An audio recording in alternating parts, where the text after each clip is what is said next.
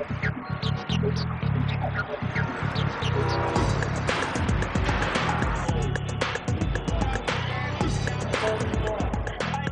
you get a lot of new faces in one place, it takes a while for the team to gel. I just want to be part of the team. Getting into spring training, getting to know the guys, I fit in real quick right away. You know, everybody was very professional, cared about each other off the field as well as on the field. This club played and bounced back from so much adversity. It was wonderful. And you can remember instances of every player contributing to a big win, a much needed win that lifted this team. It's kind of a never give up attitude, and this team had a lot of fight. Confidence in everybody, no players being selfish, everybody believing in the fact that we can win. Good things are going to happen for you if you keep your same attitude and you keep your same work ethic. I mean, there were so many of these stories, of great human interest stories, that if you tried to make a movie out of it, they wouldn't buy it. They'd say nobody will believe it. To be able to come back in New York and play for the New York Yankees in '96 and be able to win the World Championship, this is for the fans. They deserve that. You don't have to be a baseball aficionado to know about this place, Yankee Stadium in the Bronx, New York. There are many physical things that tell you all about the once-in-a-lifetime moments that have taken place here, but beyond the left center field wall, here in Monument Park, are the faces of the players and managers that have helped make this the most storied sports building on the face of the earth. The only recent era befitting all this team history were the 70s, when the Yankees went to 3 straight World Series, winning back-to-back World Championships in 1977 and 78. Back to the Fall Classic they went, only to lose in 1981, and that's when the Don Mattingly era began. The beloved captain of the Yankees never saw the postseason until his final year, in spite of being on some very, very good, talented Yankee teams. By 1990, the Yankees were in a complete state of decline, losing 95 games, and that's when the franchise turned to general manager Gene Michael and manager Buck Showalter, asking them to turn things around. And they did. They reinstilled pride in the Yankee pinstripes and that spirit of winning, and by 1994, they had the Yankees good enough to win it all. That year, however, the player strike killed every dream. And by 1995, after resuming the mission, the Yankees won the first ever American League wild card on the season's last day. And they led the Seattle Mariners 2-0 after winning dramatically here in the Bronx, only to lose 3 straight games in the dreaded Kingdome. Apparently, in 1995, fate was not something that was on the Yankees' side.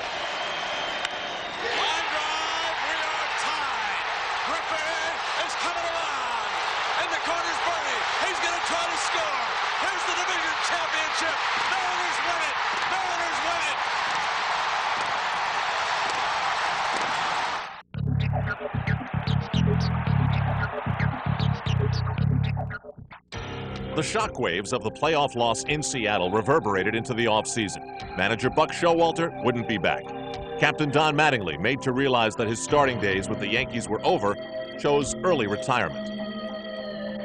Mike Stanley, the power-hitting catcher, was allowed to walk as a free agent along with super sub Randy Velarde. Drawing the heat for these highly unpopular changes was owner George Steinbrenner, although his newly hired general manager, Bob Watson, claimed full responsibility for the player moves.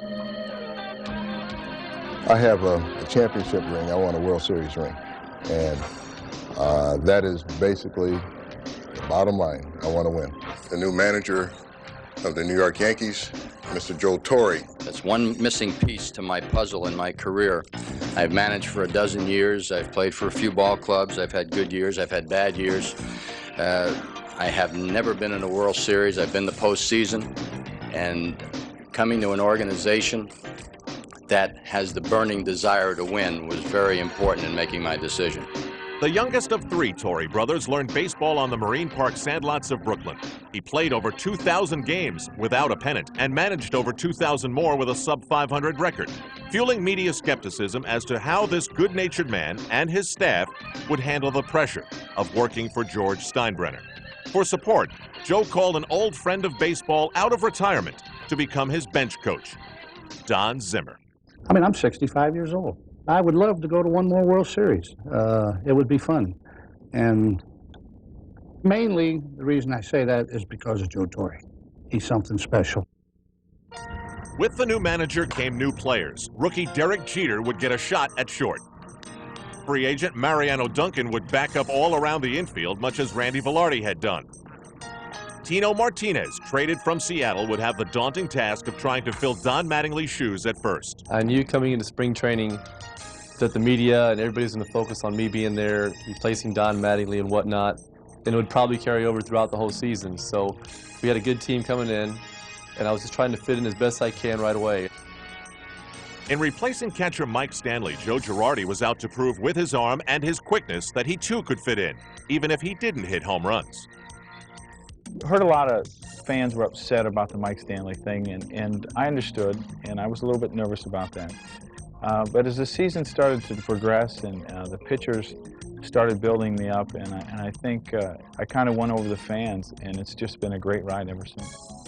The biggest question, Doc Gooden. Were his drug problems history? Was there anything left? Could he still pitch? It's like starting all over again for us at playing field goals. And Billy Connors was very helpful. Spent a lot of time with him, you know, on the field, away from the field. We would talk and go over a lot of different things. And still, you have doubts. You don't know if you're able to compete at that level again, been away from the game for a year and a half. As for David Cone, the only question had been, would the free agent gun for hire go, or would he stay? Yes, I love New York. Yes, my wife loves New York. And here's a chance to be a Yankee for the rest of my career.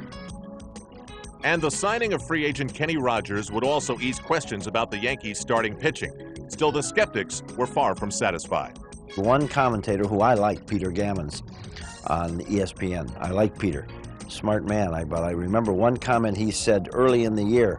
He said it will take the Yankees 10 years to recover from what Steinbrenner has done. 10 years? I don't think so.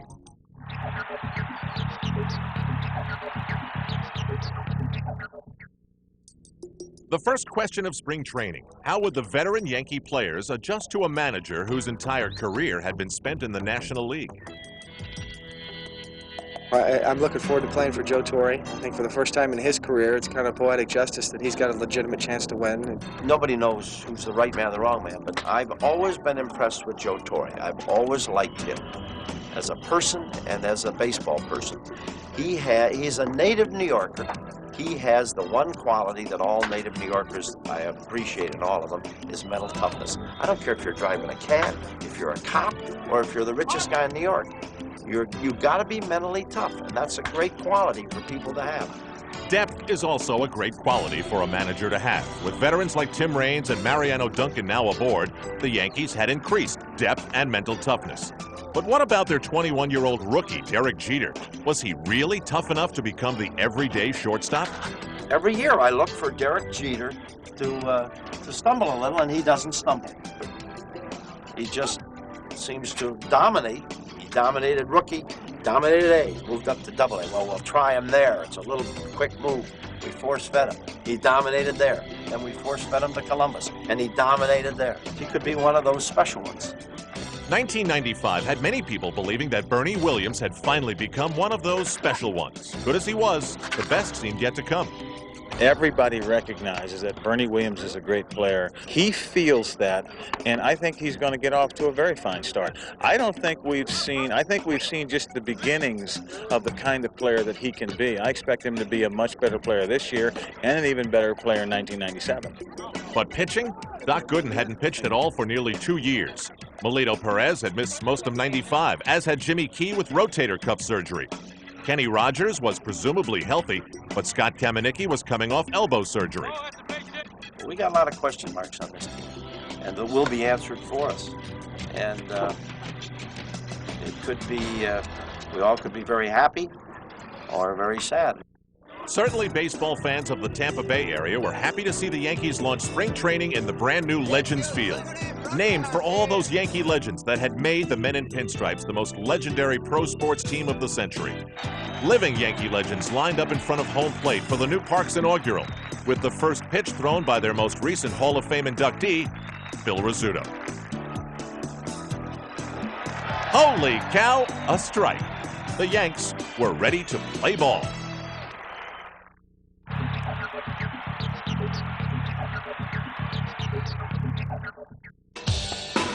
Snow may have put off the season opener in Cleveland, but the next day, rookie shortstop Derek Jeter wasted no time in getting the Yanks off on the right foot with his first big league homer. Holy cow!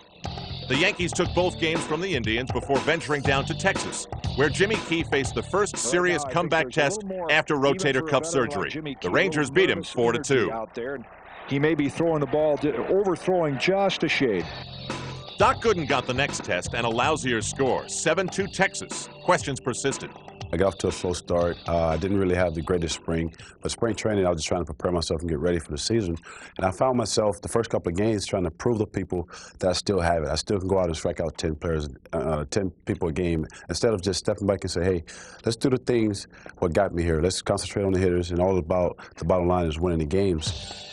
Winning games was no problem for Andy Pettitte, who won his second straight in the Yankees' snowy home opener. But for Tino Martinez, getting hits was a problem in the early weeks of April. Bouncer out to second base as Tino Martinez continues to struggle, and he is beginning to hear the boos here at Yankee Stadium, and that was inevitable. They booed me early on. I thought, I could learn from this. I knew eventually when I'd relax that I'd be able to put up the type of numbers that I'm capable of, and this team could win. And on April 24th, he helped them win 10-8 against Cleveland. Tino looking for his first Yankee home run. There it is.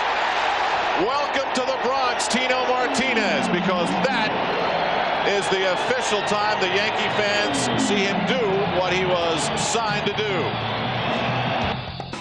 Joe Torre's offense also unleashed a new weapon, speed. From Andy Fox beating out a routine grounder to spark a rally, to Joe Girardi with another surprising steal. And it is not in time. Stolen base by the Yankee catcher, Joe Girardi. Look at Girardi.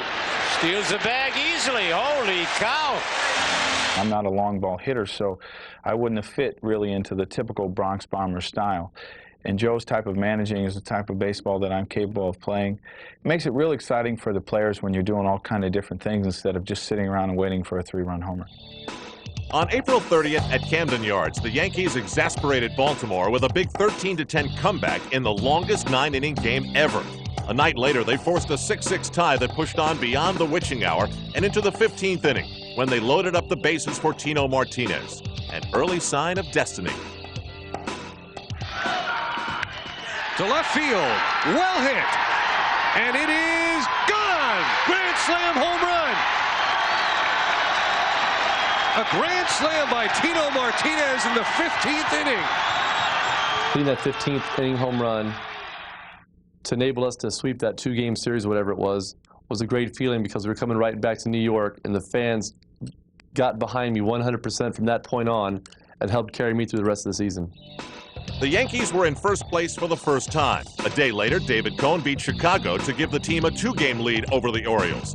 That's how it stayed for 6 weeks, until the Yankees returned to Cleveland's Jacobs Field. At the track at the wall, back-to-back home runs and back-to-back innings by Sierra. A 3-game sweep over the club with the league's best record, 5 straight for the Yankees at Jacobs Field, and a 4-game lead on June 23rd gave New York its first taste of elbow room in the divisional race with Baltimore.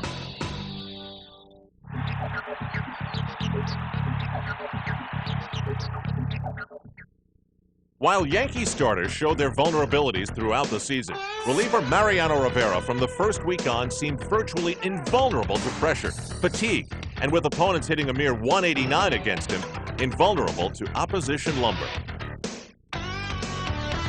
When I go there, I just feel like they don't gonna hit it. No, Mariano, they really didn't know how to hit it. 130 strikeouts, the most by any Yankee reliever ever, and streaks of 26 consecutive scoreless innings, and most amazing, 15 consecutive hitless innings between April 19th and May 5th, numbers unheard of for a middle reliever. Just some of the streaks that he ran off this year were, I've never seen a middle relief or a setup man do what he has done. Time and again, the mild-mannered Panamanian protected slim leads in the 6th, 7th, and 8th innings without seeming to break a sweat. If you're healthy and you're confident and you mentally prepared for the game, you're going to have a lot of success. With Rivera, the Yankees were virtually guaranteed success when leading late in the game. He became known as Joe Torre's secret weapon, while Torre called him his indispensable pitcher. Other managers used other words. This Rivera guy, we don't want to face him anymore. He should be in a higher league. Higher league. He needs to go to a higher league somewhere. I don't know where that league is, but we can't hit him. We should ban him from baseball. Should be banned from baseball. It's illegal. Well, if Mariano's explosive high 90s fastball wasn't illegal, it certainly was lethal to most hitters. In his 107 2/3 innings pitched in the regular season, they managed only 73 hits, 34 walks, and untold broken bats. That broke the bat, and Rivera makes the catch to end the game. What a play by Mariano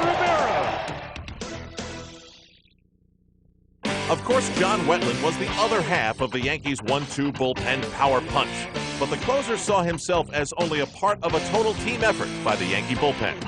Struck him out. John Wetland coming with a slider, striking out Rabelais to end the game, to save the game. The bullpen is a place of immediacy. It's you do it now. You know, you're on call, and you go in and maybe you're going to do it just one hitter, but you better get it done. That's your job. Just by everybody understanding that from an attitude standpoint is what made the bullpen what it was this year. I've never been associated with a better group of guys that had the same focus and the same drive in the same direction. We all did it together. Wetland pitched roughly half the innings of Rivera, but also had better than 1 strikeout per inning. His 43 saves and 47 chances led the league and contributed largely to the fact that the Yankees lost only 1 game all season when leading after 8 innings. It's a real great feeling as a catcher when you know if you can get through 6 innings, you know, you can shorten the game, that you have an unbelievable chance of winning the game. Mo and John were tremendous all year. We're a unit down there, and that's something that I definitely stress. No one guy is better than the other. We feed off each other's success. And the Yankees owed their success as much to Wetland, Rivera, Jeff Nelson, and the rest of the Yankee bullpen as anyone in 1996.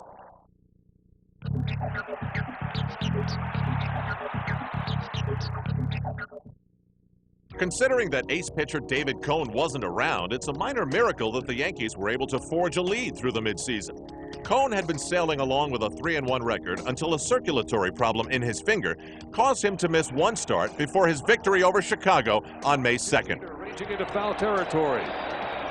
Wade Boggs makes the catch, and the New York Yankees defeat the Chicago White Sox 5-1 in a route-going performance by David Cone. Coming back after missing a start because of the hand and finger problems. But medical tests revealed more than hand and finger problems. Cone was suffering from a life-threatening aneurysm in his right shoulder and would need immediate surgery. David Cone underwent successful surgery at Columbia Presbyterian Medical Center this morning. The aneurysm was removed and replaced with a vein graft from the left leg.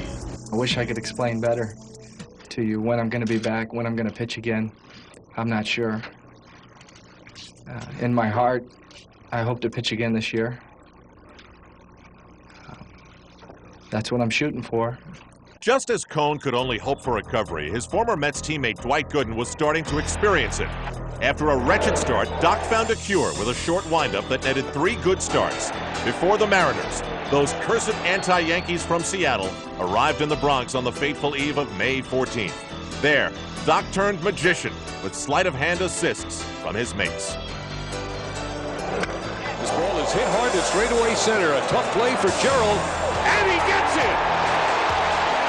Unbelievable! He stuck his glove up, down the relay back to first. Double play! Got him again. Here's a bouncing ball blocked by Gooden. He'll throw to first for the easy out. Ripped center field. Gerald on the run. Puts it away. Another nice running catch. Things went a little deeper. We got in the 5th and 6th. I really started to believe, you know, maybe we got a chance at something special here. In for a call, strike 3. I was really pumped. I was excited for him. You know, what a better place for him to do it. I mean, he's meant a lot to the city. This ball is hit slowly. Fielded by Martinez to the bag with a dive. In time. Swing and a miss. Jay Buhner missing.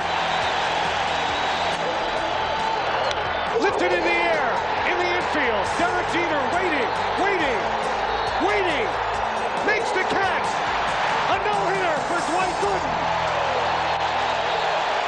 I think this is the greatest feeling, especially just to do it in New York.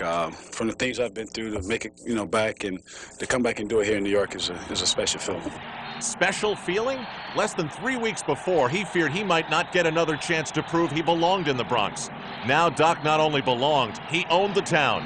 And the torch of destiny that would light the Yankees through all of the dark points of the season was burning bright that night.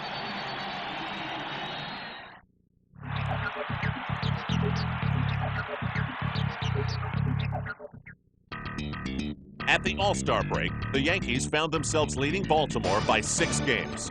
Still, there was real concern over a mounting power gap between the two rivals.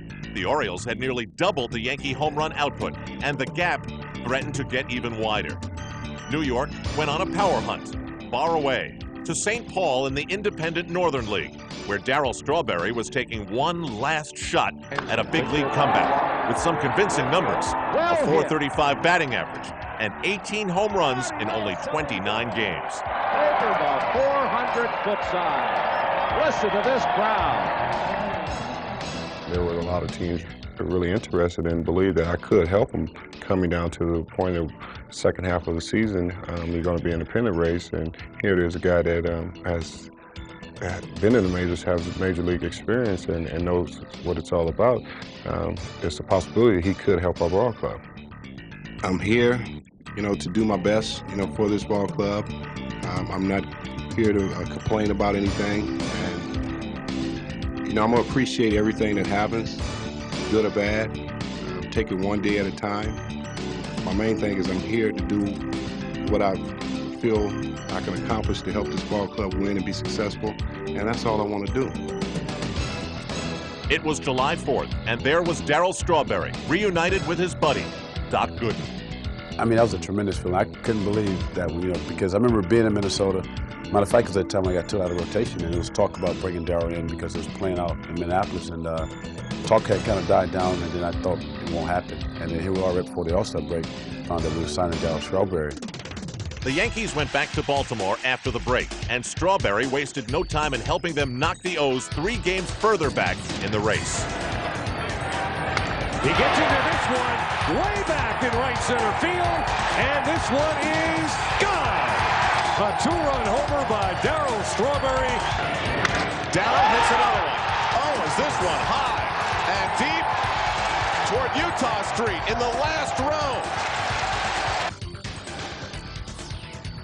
It was a good feeling. It was just good to be able to get back and be with the guys and be accepted by the guys. Coming back the second half and into Baltimore with the ball club and getting off to a good start, and the team getting off to a good start. We had really put something together there where everybody believed in each other, and that was a real good feeling. With the O's now 10 games back, Strawberry became an object of talk and even affection in the Bronx. He'd already had one trial with the Yankees the year before. This time, he was only looking to find his proper role. Amazing. I mean, this was a guy that literally had to battle his way into the lineup. And certainly it was a key part of our winning. Payoff pitch. Right field and well hit. Damon at the wall. Goodbye. That home run on July 28th beat Kansas City in the bottom of the ninth. The lead over Baltimore was 12 games, the largest it would ever be. New York, when they see you overcome your problems, and you don't have to talk about, look at me, I'm changed. When they see how you carry yourself and how you can, your ways of living and the way you approach your business, they could tell right off the bat because they have that type of knowledge and they respect that. On August 6th, Strawberry showed the fans shades of Reggie Jackson with 3 straight dingers and 5 in 2 ball games. Holy cow! A part of me was out there with Darryl. Every at bat Darryl took, I felt that was a part of it because I could relate to the things he had been through.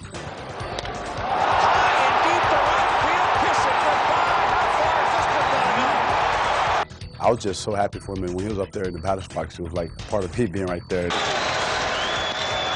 Well hit into right field, going back, and Mouton looked up and gone. Strawberry has 3 home runs in a row. I don't know if I was as happy as him, but I was pretty close. Welcome back to New York.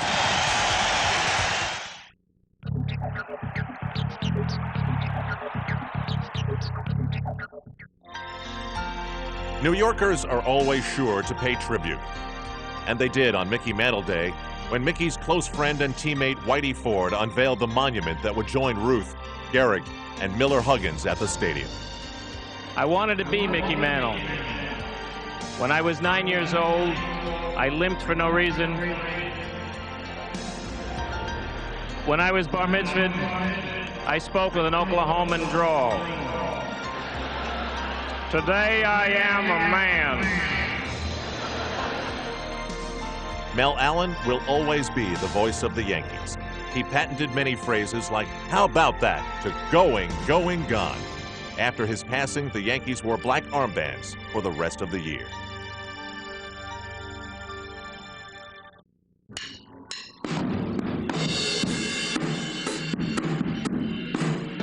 The successful beat of the team was set by Paul O'Neill, and the atmosphere in the Bronx got better every day.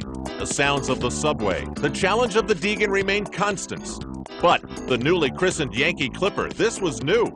It merrily sailed up from Manhattan to the stadium, where another new tradition was started by the grounds crew.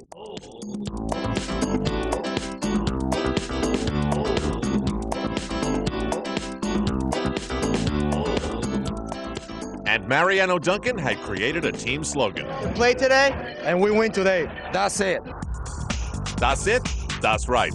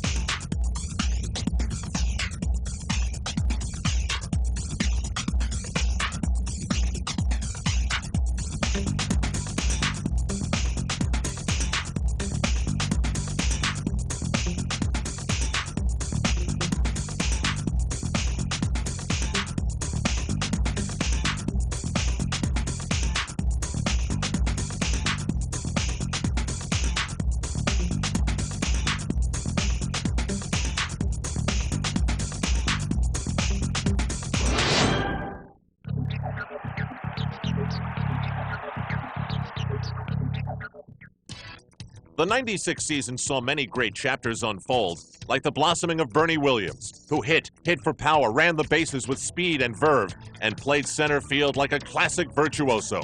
The teenager signed off the Puerto Rican sandlots 11 years before had finally reached prime time. I was a little 17-year-old, maybe 165 or 170 pounds, soaking wet. And he said, well, I see a lot in this kid. I think with the right coaching and the right attitude, he can do good things. And I remember people looking at him, you know, saying, yeah, right. And it was just great to come here and just prove a lot of people wrong. Bernie hits this one to deep left field. Forget it. Martinez will try to go to third. The strong throw by Bernie, and he's out. Bernie Williams gets into it. The first pitch of the 7th inning is gone. To center field. Bernie on the warning track. Leaps and makes the catch. What a play by Bernie Williams in center field. Oh, I can't believe it. He's probably the perfect Yankee. I mean, he goes out, he plays hard every day, he runs out every ball. You know, he's diving and sliding and doing everything. I mean, he's probably a perfect person you want to mold yourself after. The perfect Yankee in Bernie's eyes had long been Don Mattingly, who saw the talented, shy, and somewhat tentative youngster and reached out. He was in the back of the bus, and he said, Bernie, come here. I want to talk to you. You know, there's a couple of things that I need to talk to you about. And he just started talking to me about the things that I had to do to become a better baseball player. He said, you're good, but you need to do this, you need to do that. And I was just listening to him, and in the back of my mind, I was saying, that's Don Mattingly. He's talking to me. Now, with a .305 average, 29 home runs, and 102 RBIs, everyone wants to talk to Bernie. 1 ball, no strikes. Holy cow! That first base hit a job for Fudgy.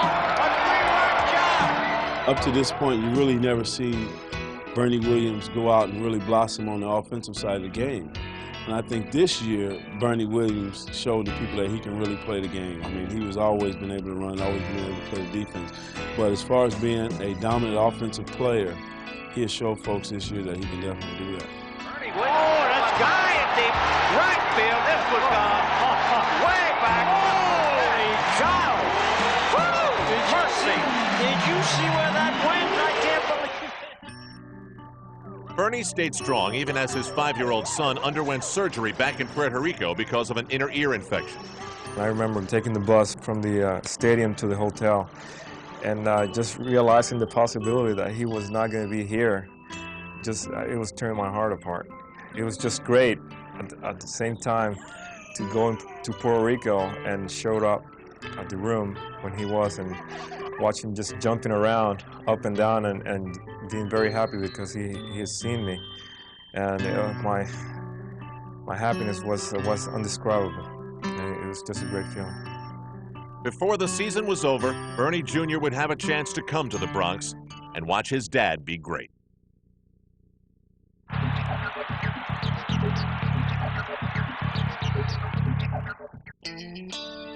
Not much seemed to bother Andy Pettitte in 1996. Not the snow that fell on the Yankee opener. Despite his Texas upbringing, he won that one.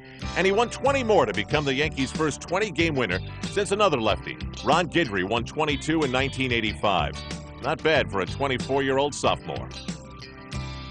Try to keep it all in perspective, of course, because I know that just as easy as you can win 10 games very fast, that I could lose 10. And just trying to go out there and just trying to keep the game close to give me a chance to win and to give the team a chance to win. And the team's been scoring a lot of runs for me, and they've been playing great defense, and the bullpen's been doing a great job, and you're going to get a lot of wins like that. Out for Seattle. And a bouncing ball to Jeter, and this should do it. A complete game victory for Andy Pettitte. He goes the distance, and he stops the Yankee losing streak. I think, this game is all confidence, and it's all mental, and I think you've got to get to the point where you feel comfortable going out there and you feel like you belong. And I do feel like now that I belong in the major leagues, and I feel like I can pitch up here. Most importantly, Pettitte was a stopper, going 13-3 after a Yankee loss. He really pitches carefully with men on, and the numbers show that. League hitting just .226 against him with men in scoring position. Got him. One of his best pitches of the inning. That's been one of my strengths, even in the minor leagues, is my ability with runners in scoring position to make a big pitch when I need to. And I feel like I really haven't had great stuff this year, but when I've needed a big pick. Leyritz moves inside. The pickoff move, and Thomas is picked off. The throw to second is in time. A big pitch. Or a big play. Right back to Pettitte again. This time, Jeter, the return is in time, and the Yankees turn the double play. I've been able to come up with it this year. All year long, Pettitte was able to come up with it, demonstrating poise and mental toughness well beyond his years, all while still learning on the job. I still feel like I got a lot to learn and a lot to learn about this league.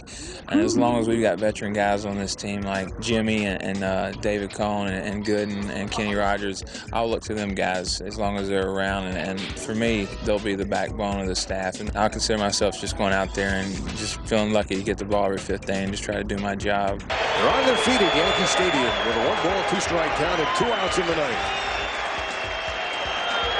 Struck him out to end the game. Andy Pettitte with a strikeout.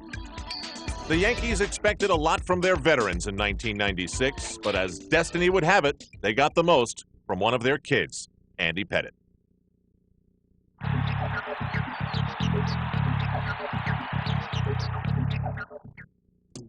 Even though the Yankees led Baltimore by 10 games on July 31st, they still wanted another big bat. They got the big bat of Big Daddy. The night before was probably, the most exciting night of the whole scenario. The clock is getting around midnight. I know that's the trade deadline. I'm wondering, if I'm going to get the opportunity to go somewhere to try to help somebody, get in the postseason. At that point, when Buddy Bell called me into his office, I said, okay, here we go. I got a chance. And I never thought I was coming to the Yankees. I think that's why it was such of a shock. Cecil Fielder, the man who's had more home runs than anyone else this decade. Leading scorecard. Cecil cracks it to left. Is it high enough to get out? It's gone. One thing he did have to get used to was being a DH. Took me that time to just say, okay, I'm a Yankee, you know, instead of, okay, I'm a Detroit Tiger. Okay, now I'm a Yankee. Now I got to just try to get myself the key down and just go out there and play the game. Ruben Sierra had been traded away for Fielder, and he got his revenge first time back in the Bronx. Into left center field. This one's really hit, and it's gone. What a way to break in. All right. The Tigers took the first two from the Yanks, but Cecil answered back on August 11th with a 3-run pole shot in a 12-0 blowout. Home run! Holy cow! That was hit so hard it couldn't go foul. He went down and got that, and it went. Ironically, the addition of Big Daddy did not protect the 10-game lead. Instead, New York slumped in August as the offense struggled to readjust its chemistry around Fielder. But by the postseason, they got it right. Well, a lot of people really didn't understand, you know, the things they put up on that marquee out there when it says Cecil Fielder the most home runs and most RBIs in the 90s. That's true. It's not a fantasy. It's a true statement.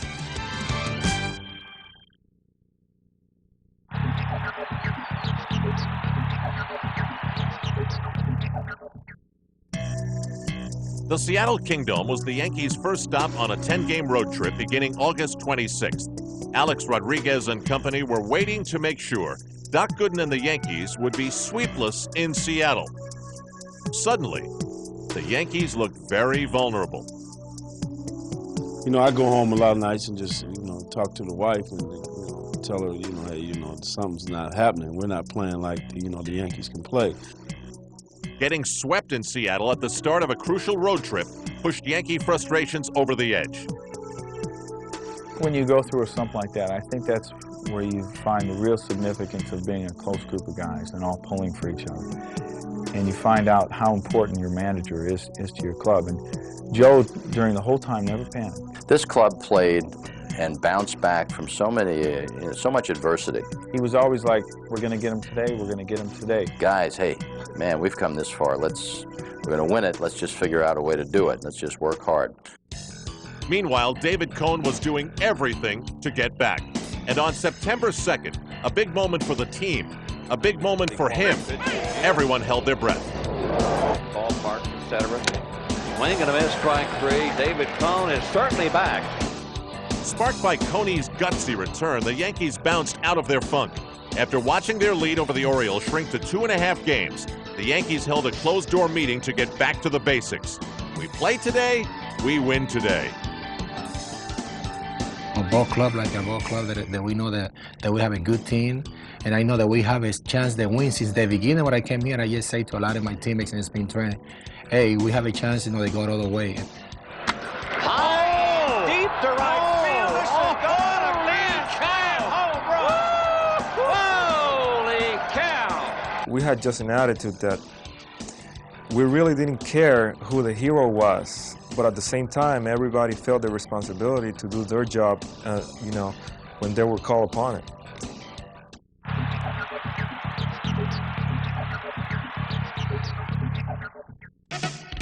Of all the homespun heroes, none was any younger or more surprising than the 21-year-old rookie shortstop, Derek Jeter.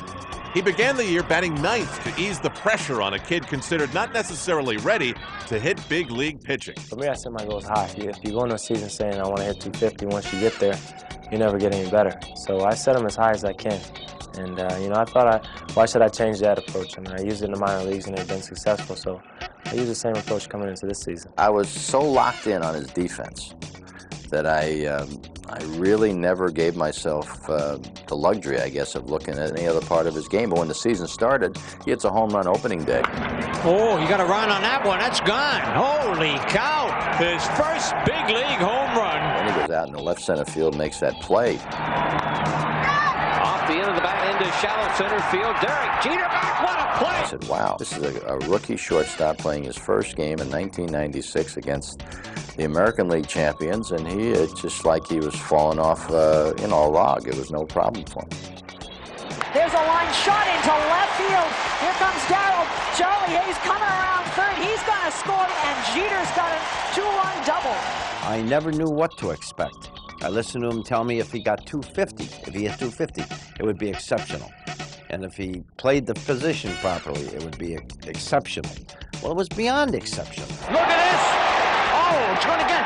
Holy cow, what a play by Jeter. Unbelievable. He got a couple of clutch hits here and there, made some great plays, developed all kinds of confidence right away, and just matured throughout the year and just kept his confidence and poise like if he's been in the league for 10 years.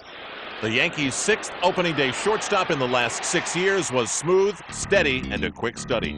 For me, it was the first time around the league, and you're seeing pitchers for the first time, and you're going to stadiums for the first time, so everything seems new. Towards the second half of the season, you're going around, you know some people, you try to make some adjustments, and pitchers make some adjustments as well, but I think I was just real fortunate the second half.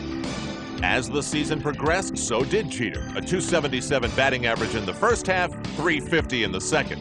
All told, he hit .314, scored 104 times, and drove in 78 more.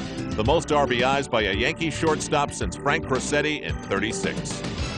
I think G is just an outstanding person. I think that comes first. I feel you have to be able to get respect from that guy that sits next to you. You have to be able to get respect from the people that watch you play. And I think that's most important. I understand that, you know, we have to go out there on the field to perform, but Jeter's been able to do that, you know, incredibly. He's done an incredible job for this organization. You know, to find a kid that is a first-year player and to be able to go out there and do the things he does, it's just incredible. I like him. He's my friend. And, you know, I just, you know, got a lot of respect for Derek Jeter. I feel so happy for him. And he's been one of those guys like the rest of us, you know, like Pettitte, Larrett's, and the guys before us. And it's just a great feeling, you know, to grow up in the organization and come up and have a chance to have a World Championship and a World Series ring, you know, in the same team that you originally signed from. It's a great story, but it's a great young man. He has all the best qualities. On September 18th, it was showdown time. The Orioles came into Yankee Stadium just 3 games back. As Scott Erickson and the O's took a 2-1 lead into the 9th, the crowd of over 50,000 watched and wondered. Had the Bombers run out of heroes? Rookie Ruben Rivera had the answer.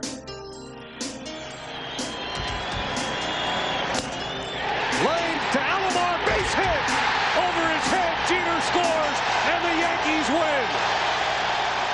Ruben's bloop hit over Alomar's glove put the Yankees 4 games up on the Birds, a lead they fought to protect against all comers, especially the red-hot Red Sox.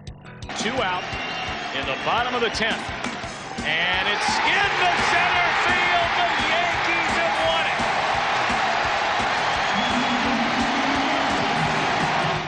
won it. They just kept coming and doing what they had to, scraping and clawing. I mean, literally, inning by inning, batter by batter, pitch by pitch. Finally, after 15 years and a 19-run outburst against the Brewers on September 25th, Jeff Nelson stood on the mound in the 9th inning. In the air to center field, Bernie Williams camped out under it, makes the catch, and the New York Yankees are the 1996 American League Eastern Division champions. When we were 12 games ahead, and then we went down to 2.5. You know that if you're not worth your salt, you're going to just fade away, but that wasn't the case. You know, we have a lot of players with a lot of heart, and that's really brought us through.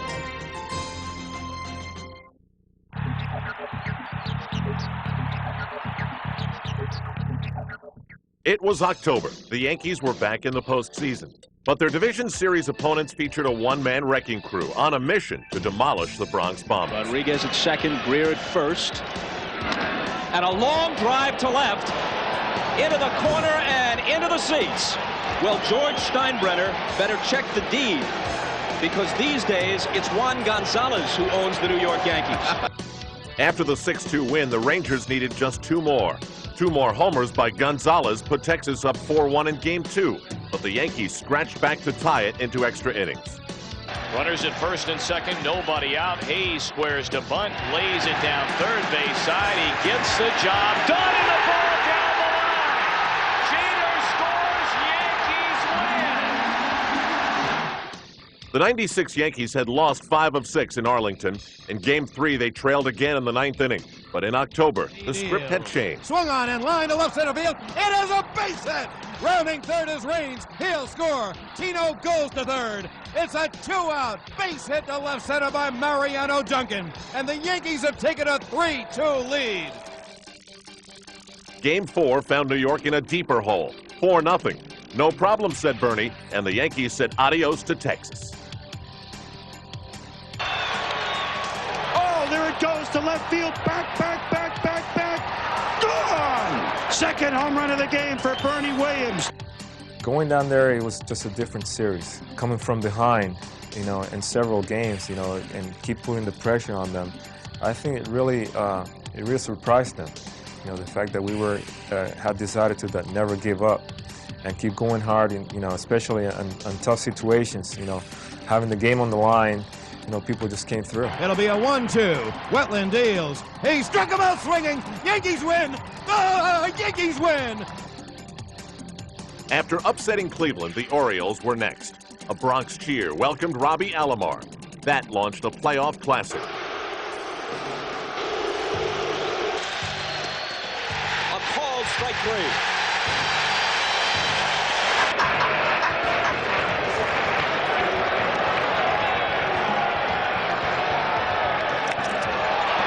In right field, Tarasco going back to the track, to the wall. And what happens here? He contends that a fan reaches up and touches it. But Richie Garcia says no, it's a home run. Myers deals. Swung on and driven to deep left. It is high. It is far. And it's gone. Yankees win. Yankees win. Burn, baby, burn. He's done it again. Tied at 1, the series shifted to Camden Yards, where the Yankees hadn't lost all year. They were not about to start. The 1-1. This one is hit the opposite way, and it could be trouble. It gets down. Surhoff cuts it off before it gets to the wall, and that's a huge play because Williams has to stop at third on the double by Martinez. Now the ball bounces away. Williams sprints for the plate and scores. That was strictly a reaction play. I don't know to this day what made me react the way I did. I knew that he was not going to throw the ball to second base, but I saw the ball on the ground and I saw Cal still trying to be the cutoff man. I guess they took for granted the whole situation and they didn't expect the ball rolling out there in the hole and shortstop. When I saw that, I went like, go get him. You know, just take the chance, take the opportunity and run as fast as you can. Swung on and drilled to deep left. It is high. It is far. It is gone. A 2-run home run for Darryl Strawberry. Postseason play, you can't take anything for granted, because if you do, you'll be going home. Here's a drive to deep left center. This ball is on its way. This ball is gone. You don't go into postseason feeling like, okay, this is something you've never done before. You have done it before. You played the game of baseball before, but you just haven't been into October. The 2-2 pitch. A bouncer to deep short. Jeter, long throw. Diving is Cal. But he can't get there in time, and the Yankees win the pennant. I'm usually watching this thing on a 20-inch television set. It's nice being inside it for a change. I can't describe it. A year ago, I'm not working. To all of a sudden, a year later, be in this locker room with all these guys I love and to go to the World Series. I mean, that was the missing piece out of my career, and it's big. And to sweep them 3, I mean, it was beyond belief, and you just felt, ugh, how many more miracles are there?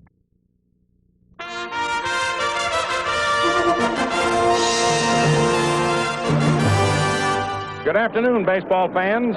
This is Mel Allen greeting you for the final game of the 1952 World Series. It's fairly cool today. It's top coat weather. But you can be sure that as far as those men on the diamond are concerned, it's mighty hot.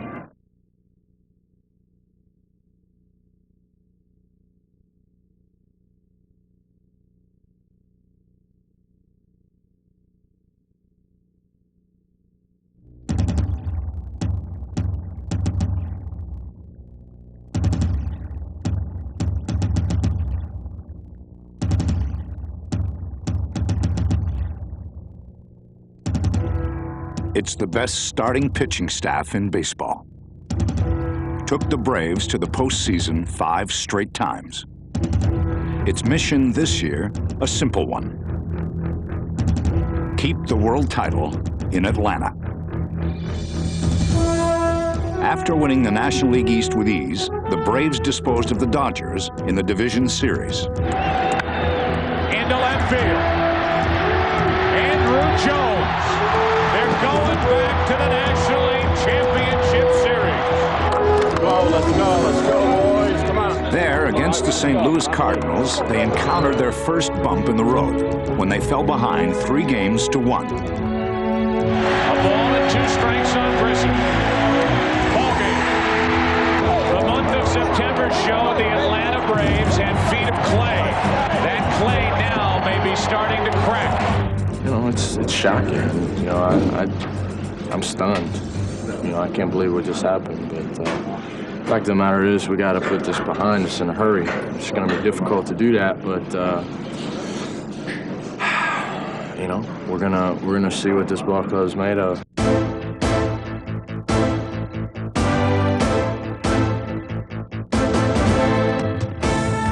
With the mark of a champion, the Braves rallied. Grissom and Lemke come home, and in the first inning on a single and 2 doubles, the Braves take a 2-0 lead. And it's 5-0 Atlanta here in the first inning. Line drive, base hit, that makes it 7-0 here in the second. Behind John Smoltz and a championship series record 22 hits, the Braves cruised. When the teams returned to Atlanta, Greg Maddux stepped up, as did the Braves defense. Into center field, falling in a hurry. Grissom, the dive and the catch. Maddux gets any help, watch out. In Game 7, Tom Glavine excelled on the mound and at bat. Into left field. Can't get it. That will empty the bases. 6-0 Atlanta. Glavine has faced the minimum through 5. Braves by 10. Hit a ton to left. 13-0 Atlanta. Here comes Atlanta, New York. Am I surprised that New Yorkers are excited about the World Series being here? No, I'm not surprised about anything. First of all, it takes a lot to surprise a New Yorker. The World Series being here is not a surprise. You want to surprise me? Go finish fixing the Queensboro Bridge. That'll surprise me. For the first time in 15 years, the Yankees were back in the World Series. Of course the World Series belongs back in New York. They've had a great year, and they really deserve to be where they are. A no-hitter for 22. Rivera makes the catch to end the game. Yankees win. Yankees win.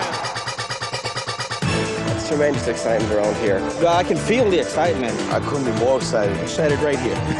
Right in the ticker.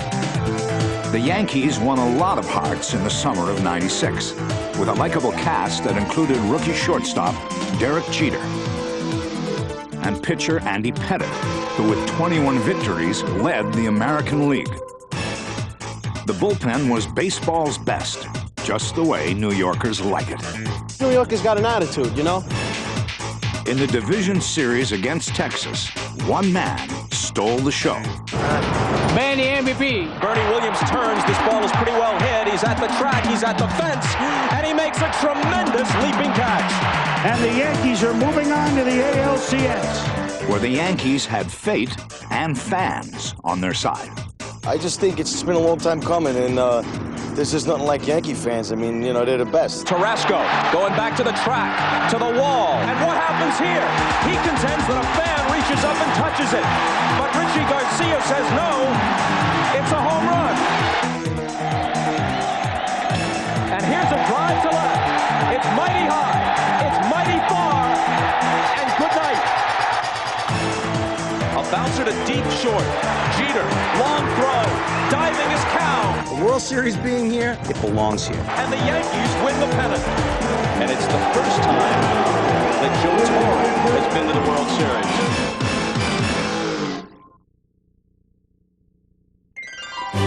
Presenting the 1996 World Series, featuring the New York Yankees and the Atlanta Braves. In this, Joe Torre's first ever World Series appearance, it was just like going home. Joe was born and raised in Brooklyn, little brother of Rocco and Frank, all three men a fabled part of the Broadway Parade Ground Sandlot League. Here on Avenue T in Marine Park, in the house Joe Torre was raised, his sister Ray still lives, embracing the sweet irony that has brought her brother home. If it happened with any other team, I don't think it would be as rewarding to us as it is being a New Yorker. And also, as children, we were National League fans. And when he was asked to be the manager of the Yankees, we thought that was wonderful because they were so elite and high up in our estimation. They always won World Series. They beat always the National League. And now we're in it with the Yankees, and that couldn't be better for us. Torre's family roots extend to a Catholic grammar school in the neighboring borough of Queens, where Joe's other sister, Sister Marguerite, imparts her students with the knowledge that I comes before E, and the Yankees certainly come before the Braves. Jesus, please help the Yankees win the World Series. I pray, as I do with the children, that the Yankees believe in themselves, that they get up knowing they can do it. The talent is there. God is not swinging the bats. To believe in yourself, to me, is the greatest thing that we can do for the children at school that the Yankees can have. Because once you feel good about yourself, you know you can do it, you do it. But leaving nothing to chance, Sister Marguerite's students have also come up with a good luck charm for Torre and the Yankees. Our love to you, darling Joseph. We love you, God bless you, and go Yankees! Go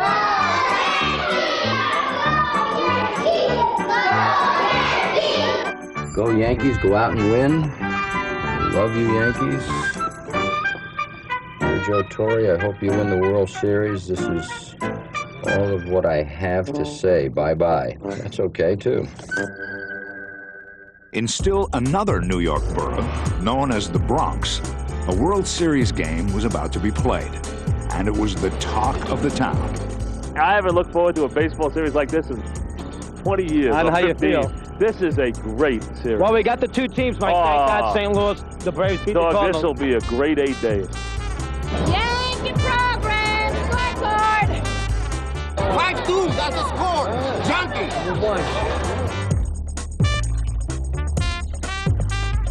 Let me ask you something. Could I borrow that shirt? I gotta wax my car tomorrow. Nah. That's the nicest thing anyone said to me so far today. Bullpen? All bullpens are best in Major League. 2-1. What are you gonna hear? Ready? It is hard. It is far. It is hard. See ya. It is tough. It was the first World Series game at Yankee Stadium since 1981, and the Yankees' first 20-game winner since Ron Guidry had more than just a week's rest on his side. We blessed, Monsignor and I blessed Andy Pettitte's arm. He's got to do wonderful things tonight. Ah, but he'd be facing Mr. Wonderful for the Atlanta Braves, John Smoltz, who led the National League with 24 wins. Smoltz is the proud owner of an 8-1 postseason record. But in the first inning of this game, a walk to Bernie Williams was followed by still another.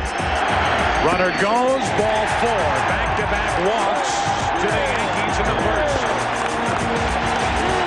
first. Well, I definitely had too much juice early. I mean, I was pretty fired up to start, and I got the first 2 guys out, and I was starting to feel comfortable, and then I started to overthink a little bit and overthrow, and created a little problem for myself, which I'm not real comfortable facing Cecil Fielder with runners on.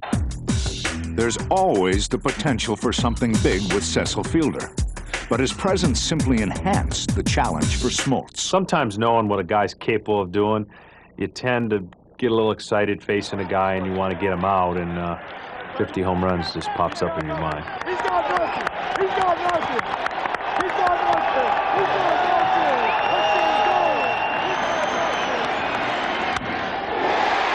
Into right. Jermaine dive back to get it off the end of the bat to end the inning. Smoltz had survived the moment and the Yankee rally had been squelched.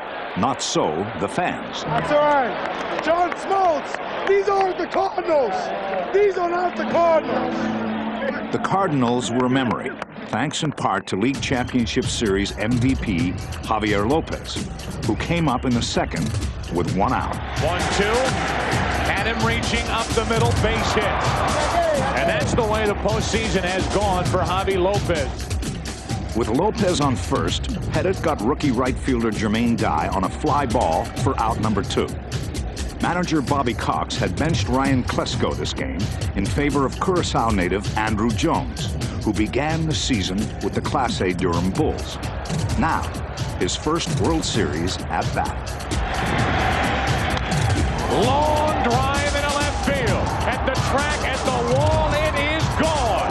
Andrew Jones, his second postseason home run, and it's 2-0 Braves in the second. Yeah, I just run the base, and I'm happy to hit a home run in the World Series, and happy to put the team in the lead. At 19 years, 5 months, and 27 days, Jones had eclipsed Mickey Mantle as the youngest man ever to hit a World Series home run. 1 inning later, the Braves threatened once again. Come on, Andy! Settle down! With nobody out, both Jeff Blauser and Marquise Grissom singled, and Mark Lemke advanced them to second and third. With first base open, the Yankees pitched to Chipper Jones, who in just his second season already had seen his share of World Series happy days. This guy's kind of from the old school. He wears his socks like the old timers. This guy Chipper Jones. Yeah. Kind of prides himself on being an old-fashioned ball player. To the left side and through. In to score is Blauser. Here comes Grissom. The throw by Strawberry, not good. And it's 4-0 Atlanta here in the third. Unfortunately for the fans, the carnage continued. Oh, man.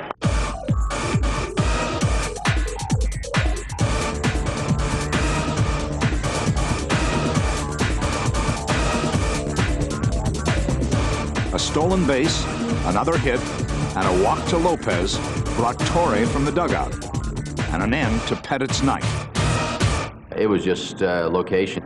You miss your spot, you're going to get hurt, especially against a ball club like the Braves. So the thing you have to do, if you're not an overpowering pitcher, is make sure you have your command. And Andy didn't have his command the other night, and he paid the price. Brian Boehringer inherited a 5-0 deficit. With 2 on and 2 out, the man of the moment had his second World Series at bat. 30 minutes older, 30 minutes wiser than his historic first at bat. Incredibly, Jones became the second player of any age to homer in his first 2 World Series at bats. 2-run homer, a 3-run homer, and all of a sudden, it's 8-0 Atlanta here in the third. Imagine Yankee Stadium, the World Series, 19 years old, back-to-back home runs. Curaçao's national treasure could barely conceal his joy. But there was no joy in the Bronx. Killers. And in the 5th, Fred McGriff made it clear to all who could hear that it was over.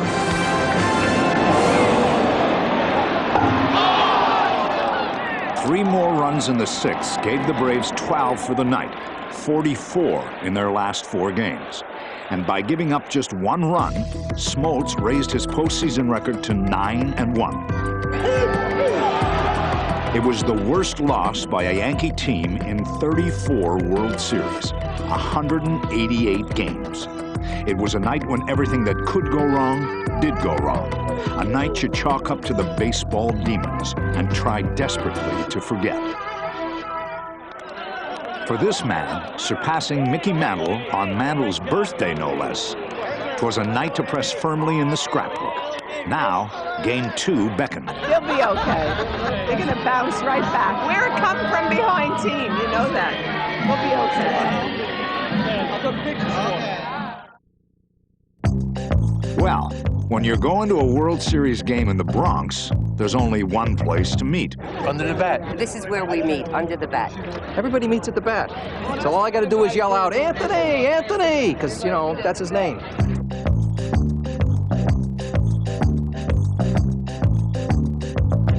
I'm waiting for a colleague and a guest from Germany. Come on, my son came from Durham. His father's coming from Florida. I came from Brooklyn, over the Triborough Bridge, from Galifi's pastry store in Brooklyn.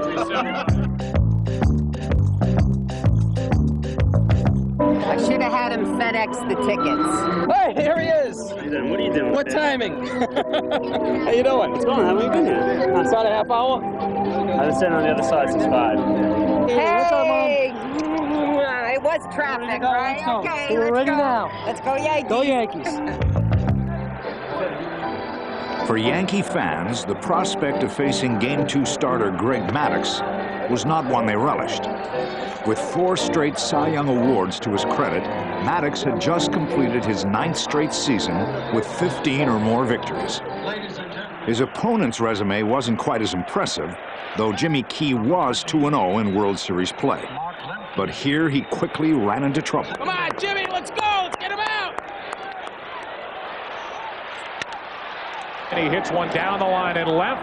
It's a fair ball and extra bases. It ends up bouncing into the seats, interfered with, so a double with 1 out for Lemke here in the first inning. Come on, McGriff. Get in the batter's box. Fred McGriff and Jimmy Key were teammates in Toronto for more than 4 seasons. He knows me, I know him. I know he's a quality pitcher. I've seen him face other guys before. I know from watching him on TV how he works the ball in and out, and he's a great pitcher. But a pitcher is only as good as the corners he keeps. And early on, some key calls weren't going Jimmy's way. Can't catch the corner. It's 3-1. That was right in there, up. If Jimmy Key doesn't get pitches like that for strikes, it's going to be a long night for the Yankees. The umpire was a national umpire, and he's not used to me. He's trying to learn what I do and how my ball moves and stuff. And in that specific instance, you know, it was a crucial pitch in that inning, and I didn't get it. Like the umpire said, it was a ball. So the count goes to 3-1, and now I'm telling myself, try to get a good pitch to hit. And Jimmy Key threw me a pitch that was up. Fence into left center field. Slicing to range, but it falls in front. Lemke scores, and it's 1-0 Atlanta here in the first. The frustration quotient grew as the game wore on. With McGriff driving in 3 runs, the Braves eschewed the long ball and instead knit and picked their way to a 4-0 lead. They've gone from big ball to little ball in 24 hours. On the other side, and to no one's surprise, Maddux was masterful, consistently drilling the first pitch for a strike. He gets a great deal of satisfaction out of outfoxing somebody. He's got a lot of killer instinct in him, and he just quietly goes about sticking it to you. That's precisely what he does. Baffles hitters and infuriates fans. You look up, you're 0 for 3, you're 0 for 4, you got 3 ground balls to the shortstop, and you say, you know, how did it happen? He can chew you up and spit you out. Let us say nothing. Come on, everybody. Well, looks like the smile up.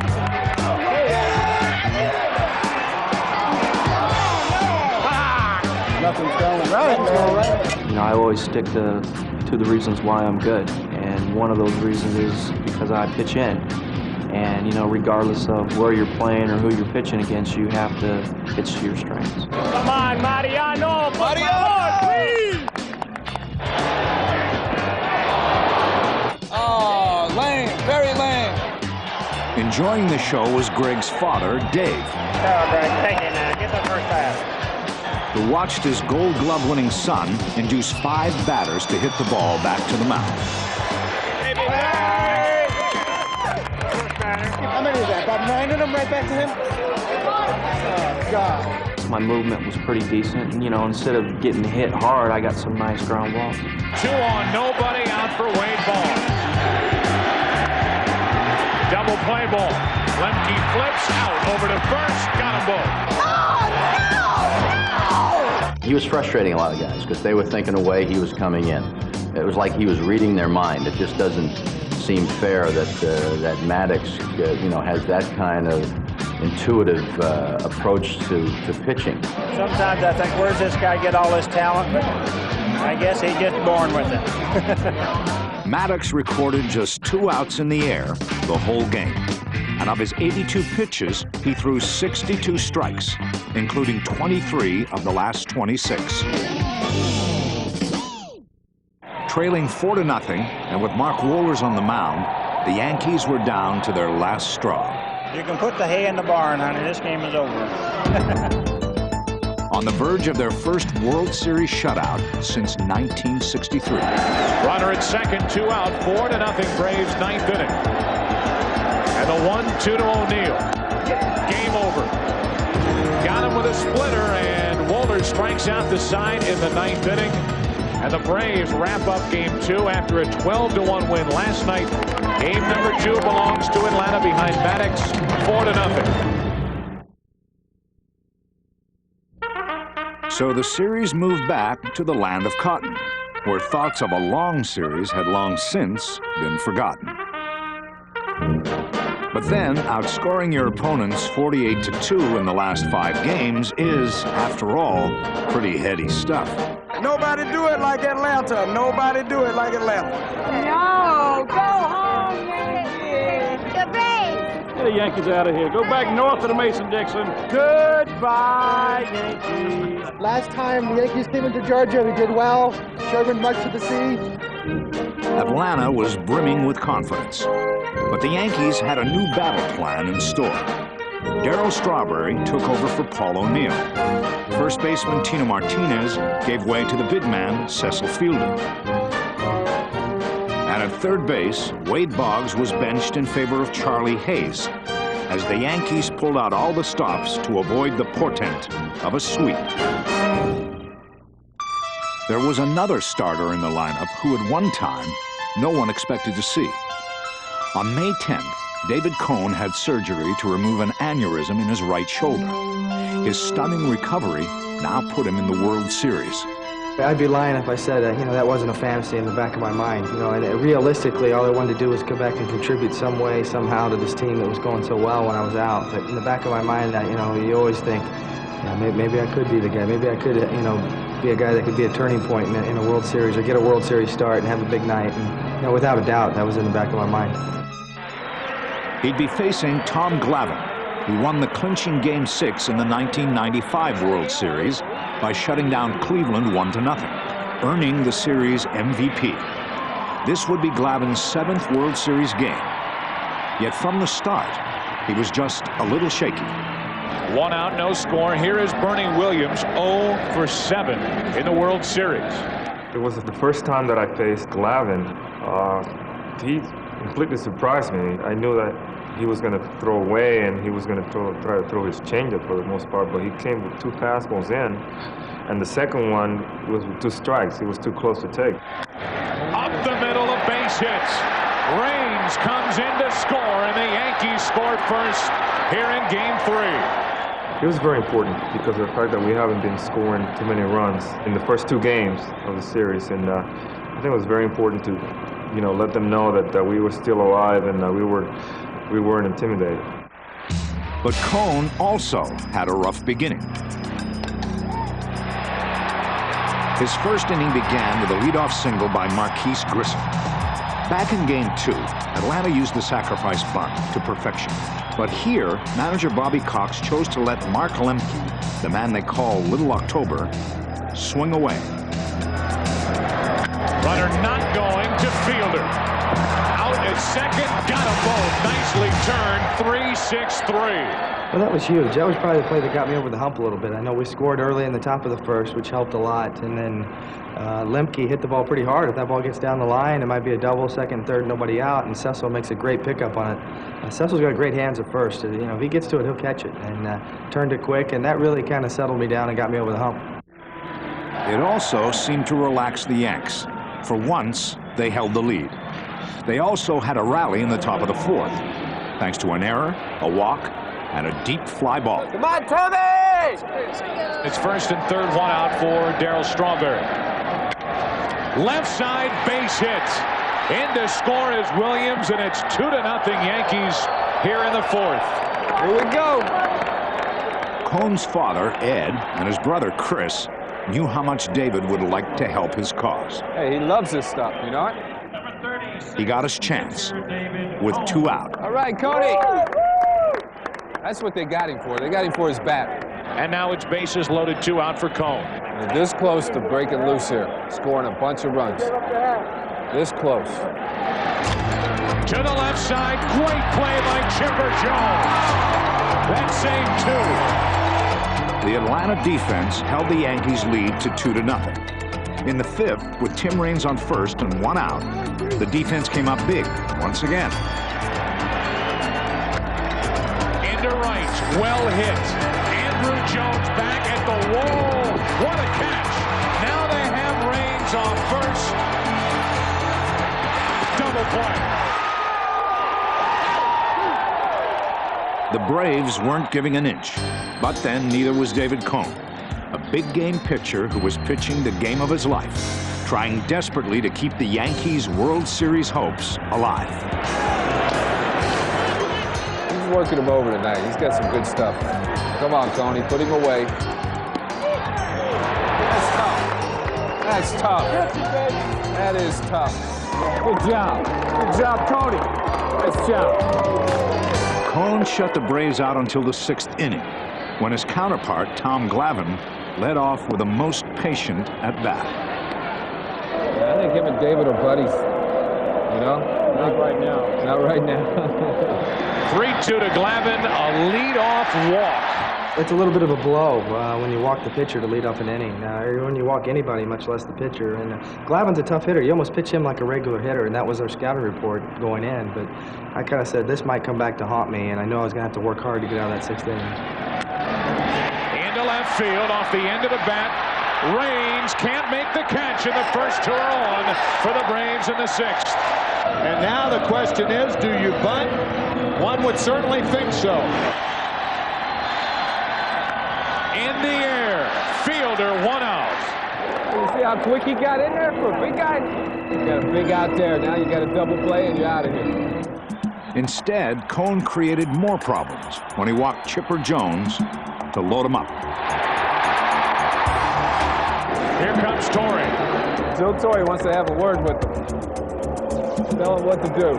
Well, he got about as close as he could get, almost nose to nose, and sort of implored me to be honest with him. He said, you understand the significance of the game. You know what the situation is. How do you feel? Tell me the truth.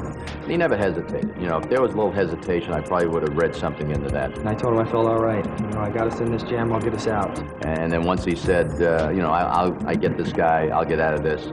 And, you know, to me, David Cohn, if you have 70-75% of David Cohn, it may be better than 100% of somebody else because he's been down that road before. McGriff popped up to short center field, and the runners had to hold. That'll work. Now we got 2. But now Cohn faced Klesko, who could clear the bases with 1 swing. Come on, Tony. We worked him over pretty good last time. True, but this time, Cohn fell behind. 3-1.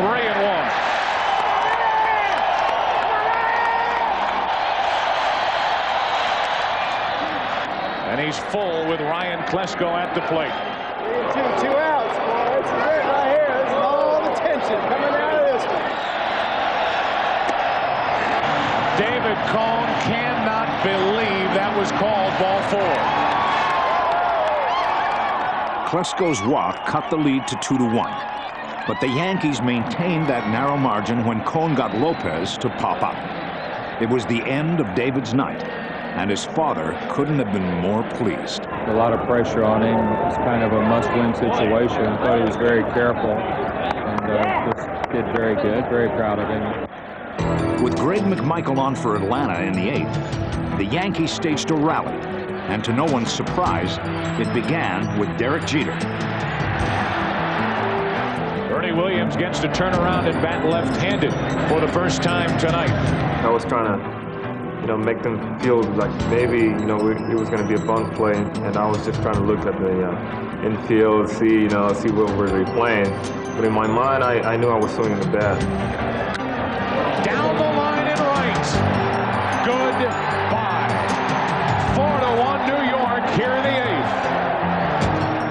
thinking, you know, this is great. You know, this is great. We got our chance, and we were able to take advantage of it, and it's just a great feeling. You know, it's very difficult, you know, to play in a place that you haven't played before, especially with this crowd, but it's just very gratifying to be successful. The Yankees added still another run in the top of the 8th. But in the bottom half, the unfathomable took place. Mariano Rivera actually ran into trouble. In what was his second inning of work, Rivera surrendered a leadoff triple to Marquise Grissom. Next, the perennially pesky Mark Lemke. To the right side and through. And to score Grissom. And it's a 5-2 Yankee lead. After striking out Chipper Jones, Rivera departed in favor of the man from down under, Australian Graham Lloyd, who felt calmer in this, his second straight game.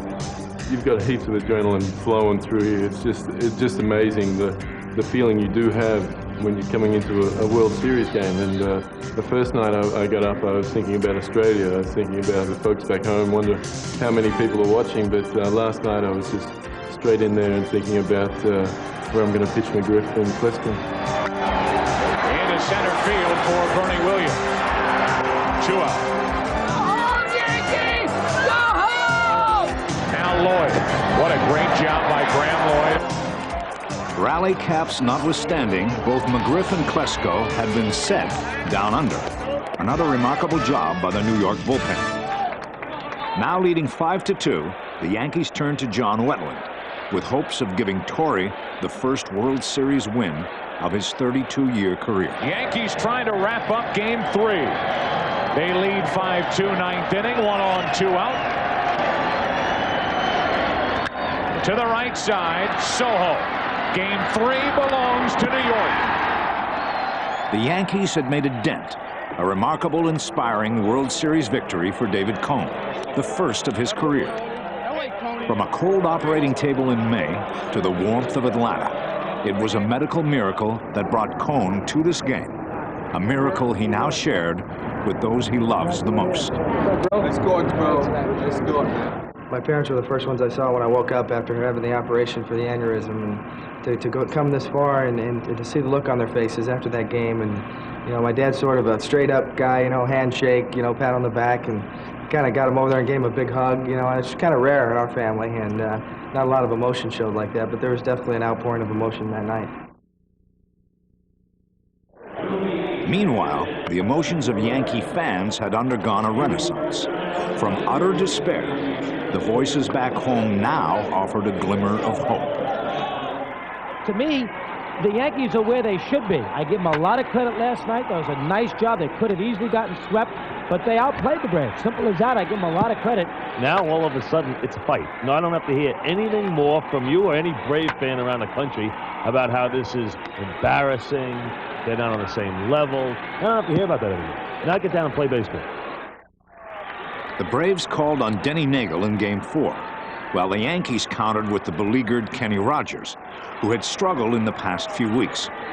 After a 1-2-3 first inning, Torre's number 4 starter became his number 1 concern, as the Braves came to bat in the second. 3 balls and a strike on McGriff, hit into center. Track, wall, 1-0 Atlanta.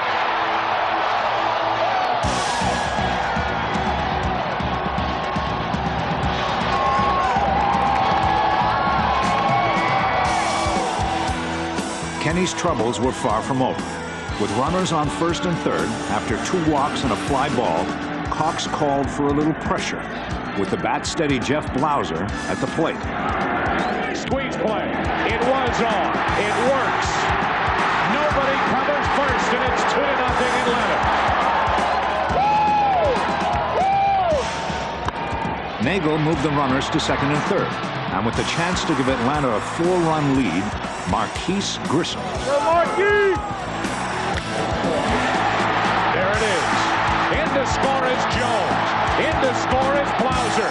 Down to second, Grissom. 4-0 Atlanta.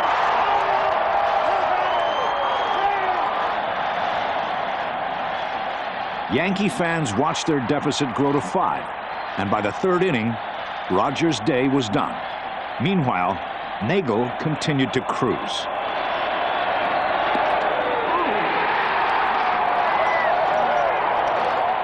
Through 5 innings, Nagel was superb, and the Braves were smelling blood.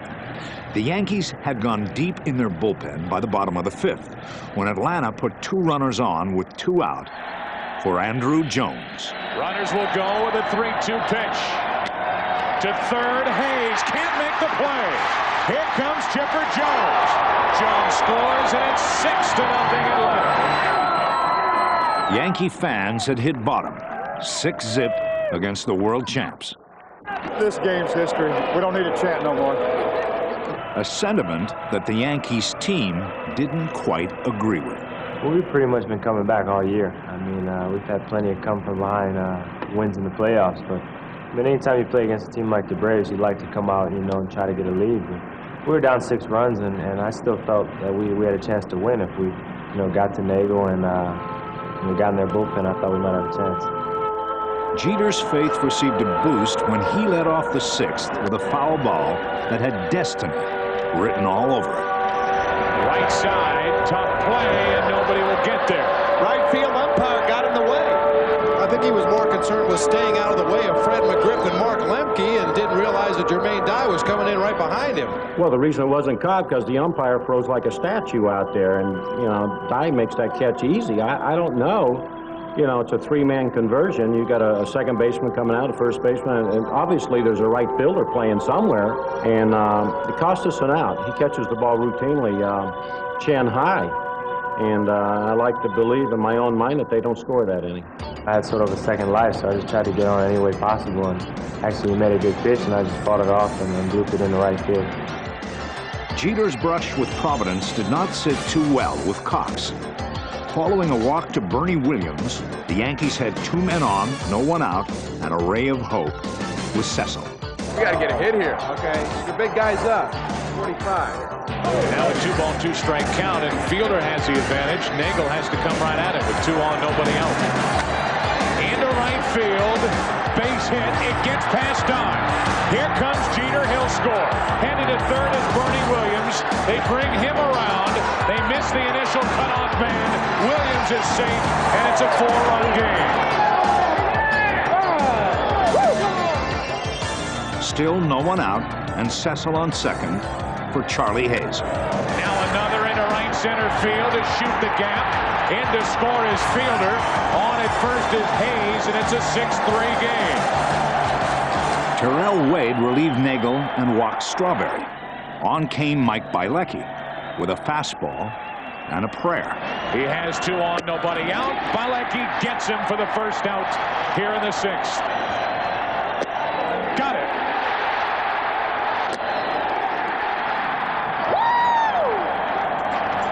Once again, hope had turned to despair. Bielecki's amazing performance had seemingly put Atlanta back in control. With a 3-run lead, the Braves made an early call to Mark Wohlers in the 8th. But the Yankees were on a most auspicious roll. Charlie Hayes leads it off, a swinging bunt that will roll and stay fair. Unbelievable. A leadoff base hit, and Hayes is on to start the 8th inning. To the left side and through, a base hit for Strawberry. Wohlers has picked up 6 straight postseason saves. He's really going to have to work for this one. Now the confidence of Braves fans began to wane. Double play ball maybe. Belliard kicks it. They get only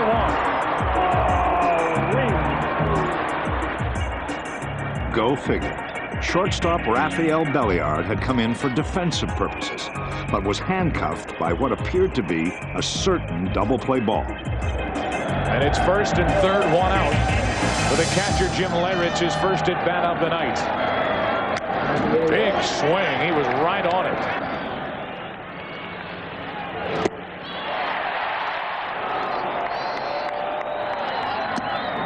And now 2-1 on Leyrich. I think Wohlers is going to the breaking ball too much. If you get beat, you want to get beat on your best pitch, not your 3rd best pitch. This situation right here, this is a game situation. It's almost like Bobby Cox is shaking his head. I believe that no matter what you call, if it's in the right location, he's going to get the hitter out. So even though he's a fastball pitcher, Mark gets a tremendous amount of strikeouts on a split finger and a slider. Another good swing, 2-2, and up to 99 miles per hour from Wohlers. Oh, with the fans on their feet now, a little extra adrenaline, see if he can crack that 100 mark. And a 2-2 pitch coming to Leyritz. Went back to the slider on the 2-2 pitch. I'm a dead fastball hitter, and when in doubt, don't throw me a fastball, whether it's 100, whether it's 98 or anything like that. I think, like I said, if he makes his pitch there, if he makes a good sliding slider right there, he probably gets me. But yeah, as far as my thinking, you know, I was saying, okay, he's going to come back with a fastball. Guy throws 100 miles an hour. I'm going to look fastball. Again, the 2-2 to Leyritz. In the air to left field. Back at the track, at the wall, we are tied.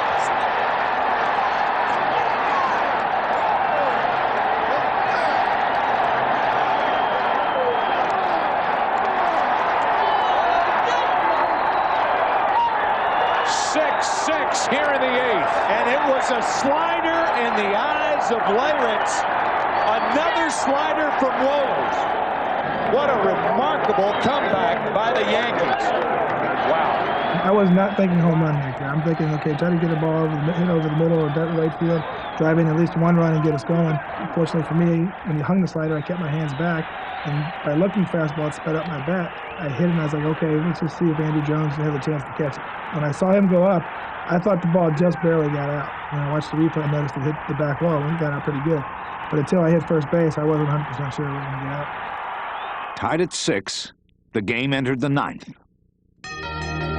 There, with 2 men out, the Yankees threatened once again. Fielder singled to right off Wohlers and moved to third on Hayes' hit to left. 2 men on, 2 men out, and Darrell caught a break. To the left side, trouble. That's a base hit, and that'll load the bases here in the 9th inning. Go, Waller! Pull yourself together, man! So now, with the bases loaded, Mariano Duncan gave Braves fans a moment, well, to die for.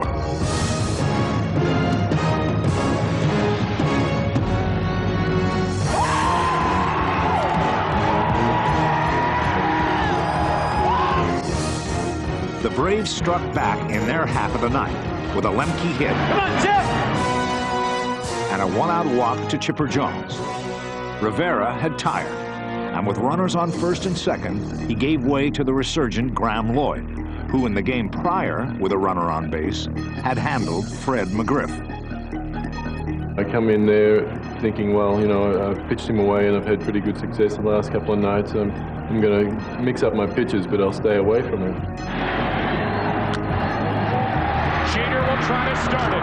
6-4-3. We're going to extra innings here in Game 4. A game that had officially become a classic now moved into the 10th, where for the first time in the series, the Braves called on Steve Avery. He got 2 quick outs, then walked Tim Raines on 4 pitches. Jeter followed with a seeing eye single, and the Yankees had runners on first and second. With 2 out and Bernie Williams slated to bat right-handed, Bobby Cox made his move. Bernie Williams is the one guy that our scouts and everybody in the baseball world, if you can pitch around him, do it. Don't let him beat you. Oh, wow. Atta baby, walk him! Walk him! They will intentionally walk Bernie Williams. How about that? And with 2 out, the bases will be loaded. And the last bullet for Joe Torre on his bench is Wade Boggs. Come on, Stevie! He's liable to take a couple of strikes. That's the kind of guy Boggs is. Here's strike 1. Come on, Wade! Strike 2. 2-2.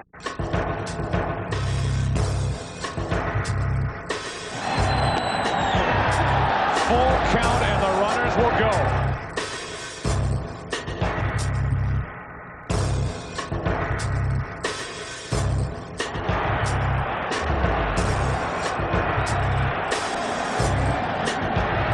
0-2 pitch.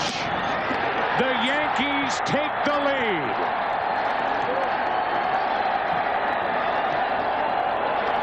Incredibly, the Yankees had come back from 6 runs down to take a 7-6 lead.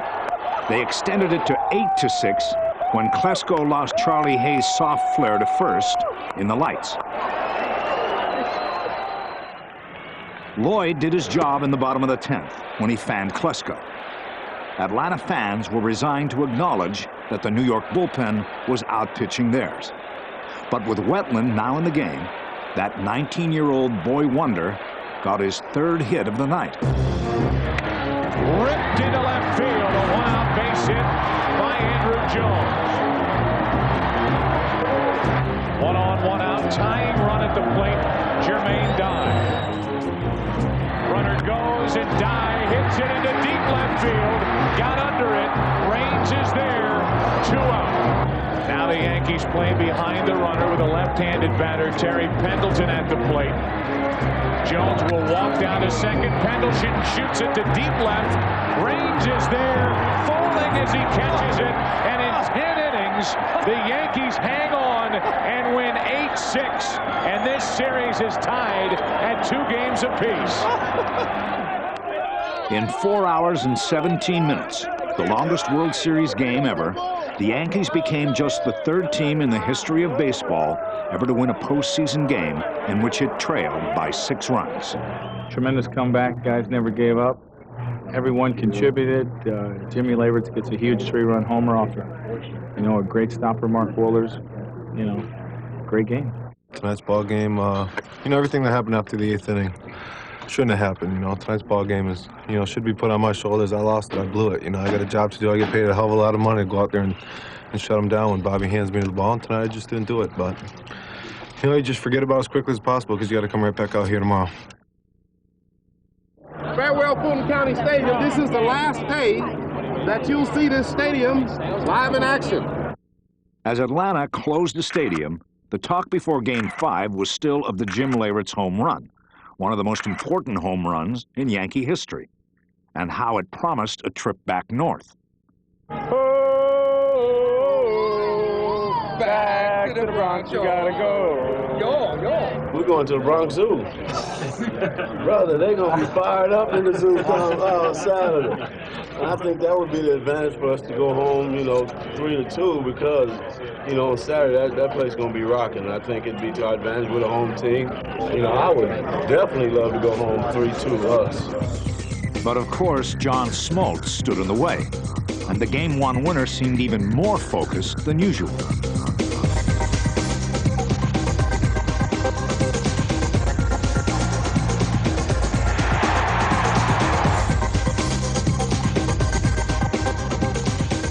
Through the first 3 innings, Smoltz struck out 6.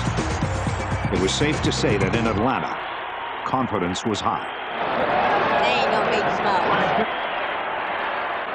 But matching him pitch for pitch, Andy Pettitte, so ineffective in Game 1 when he gave up 7 runs, he took a different approach in this game, one that would prove to be far and away better. I hadn't pitched like that the entire year. This year I pitched inside fastballs, cutters inside, and that was pretty much it. I had success all year with it, so I stayed with it. And then all of a sudden, I go out there in Game 5, I got a good fastball away, and that's all we threw. I mean, we probably threw 70 fastballs away out of the 100 pitches I threw. So it was just real weird to go out there and be able to throw a completely different game than I pitched all year. I'm glad these fans got a chance to see the American League Cy Young winner. Neither team budged an inch until the 4th inning, when the Yankees got a break from a place they'd least expected. Hayes hitting .250 in the World Series. That's well hit into right center field. Grissom back to get it. Drops it. Hayes will end up at second base as the ball falls in right center. I think Jermaine Dye shielded Marquise Grissom. And I don't think Grissom had a full view of the ball. Grissom's error put Bernie Williams in a sacrificial state of mind. And with just 1 out, the Yankees had a runner on third. The first man to reach third for either team. Very good, very good. Schmutz needs a strikeout here. Only one out. Schmutz is going to I told you you're going to score a run. Let's go, Yankees! Runner at third, one out, no score, fourth inning. This has got to be a patient at bat for Cecil Fielder. Remember, he is vulnerable to the high fastball. Fielder down the left field line. It's fair. Up against the wall. In to score is Hayes. Down to second is Fielder. He's in with a double. And the Yankees take a 1-0 fourth inning lead. We got one. All right. Go down. 2-1 game. You got to lose 3 in a row.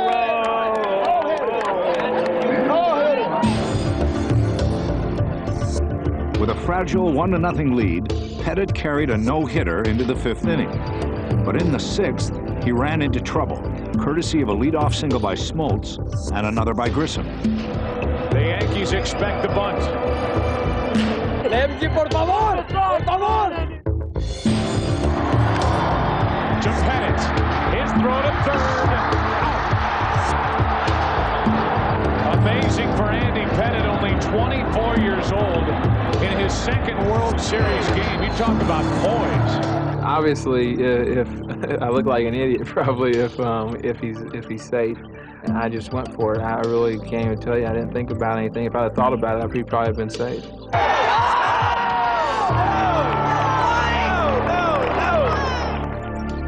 Then, so quickly, it was over. Now Jones back to Pettitte. You want more poise? 1-4-3. Inning over, and the Yankees hold on to the lead. After 6, 1-0 New York. It was the kind of battle Cy Young would have loved. Smoltz would leave in the 8th after striking out 10 and allowing 4 hits and 1 unearned run. He'd later call it the best game he ever pitched. After 31 years of baseball at Fulton County Stadium, the finale was living up to its billing. And when the Yankees sought insurance in the 9th, with runners on first and third, 2 out, and Wohlers on the mound, it also witnessed its share of surprise. For the batter was Pettitte. I had my head down, I hear somebody screaming at me, and it's Zimmer. He's over there yelling, "Get a hit, get a hit," like that. So, and I realized they're going to send me to the plate against this guy. He's throwing 100 miles an hour, and I'm like, you got to be kidding me. I thought I was going to get pinch hit for. And here's what Joe Torre thinks of Chipper Jones and Fred McGriff, who will bat in the bottom of this 9th inning. He'll stick with the left-hander, Andy Pettitte, not to hit, but to pitch. What is going on here? Joe Torre, what's going on? Runners at the corner, 2 out. Pettitte pops 1 into left. Easy for Andrew Jones, and we head to the bottom of the 9th. Torre's gamble took an ominous turn for Pettitte when the Braves opened their half of the inning with a hit. Base hits.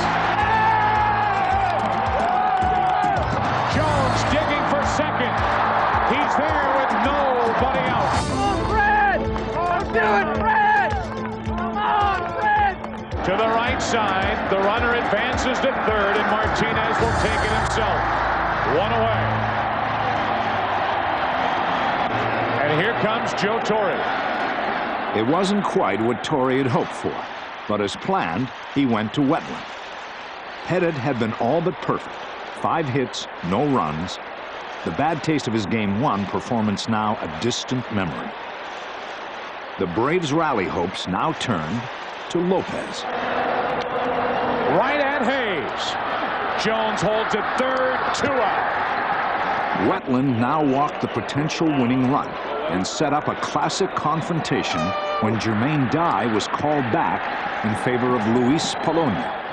Tying run on third, winning run on first. Last chance.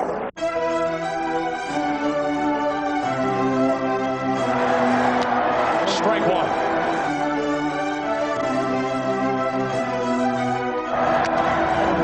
Broken bat, foul ball, strike 2.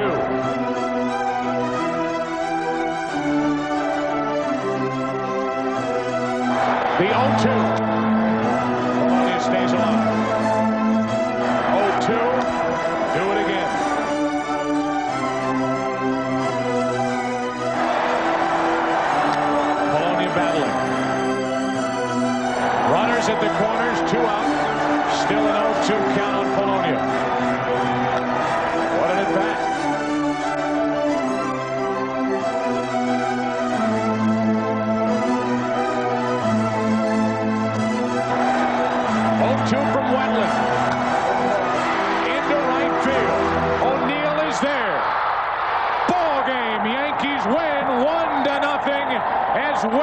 saves it for Andy Pettitte.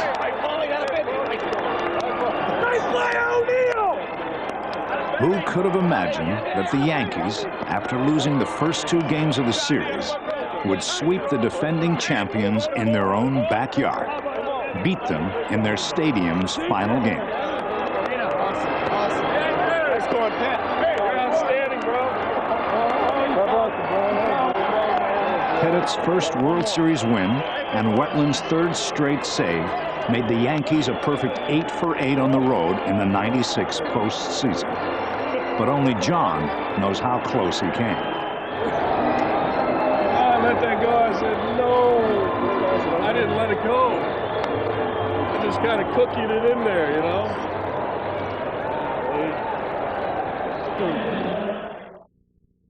As the teams returned to New York, the miracles continued.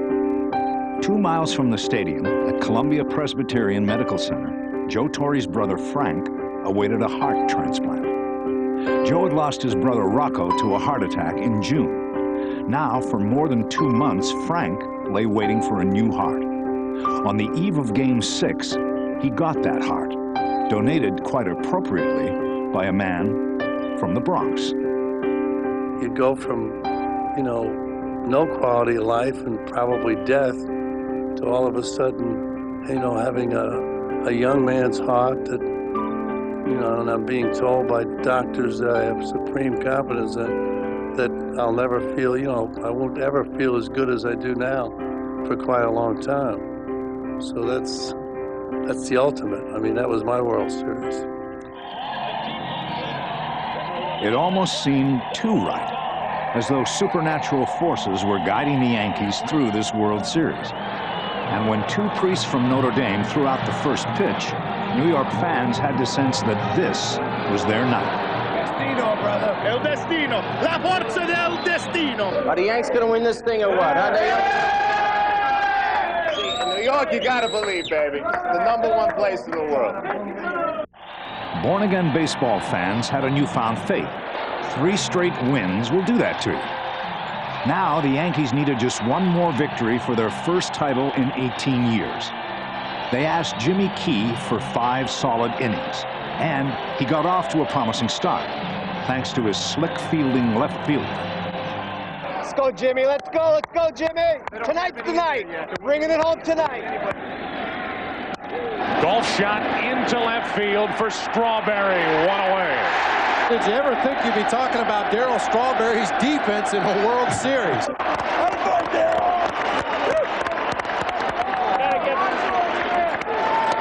For the Braves, Greg Maddux, who baffled the Yankees in Game 2.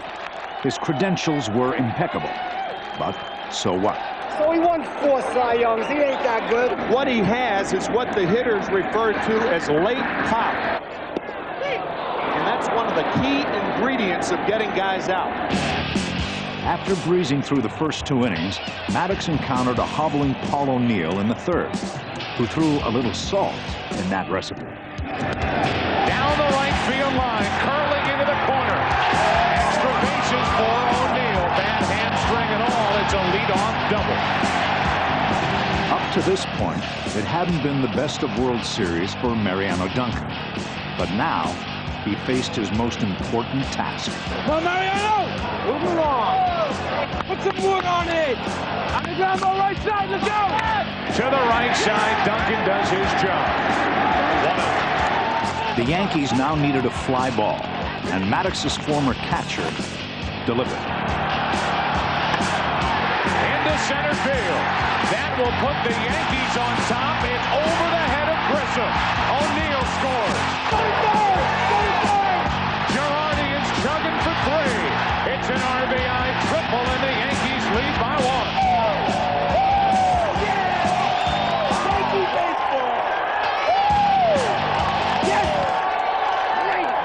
So the Yankees have done in 2 1/3 innings what they couldn't do in 8 against Greg Maddux in Game 2, and that is dent home plate. Now the runner at 3rd, 1 out for Jeter. Base hit, 2-0 New York.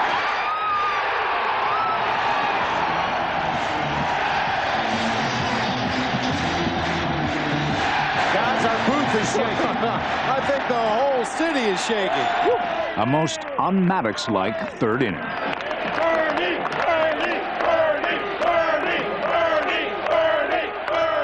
After Jeter stole second, New York's new center field hero sought to ride the Yankee Clippers' coattails. Into right center, base hit. Here comes Jeter. The throw is no good. 3-0 New York.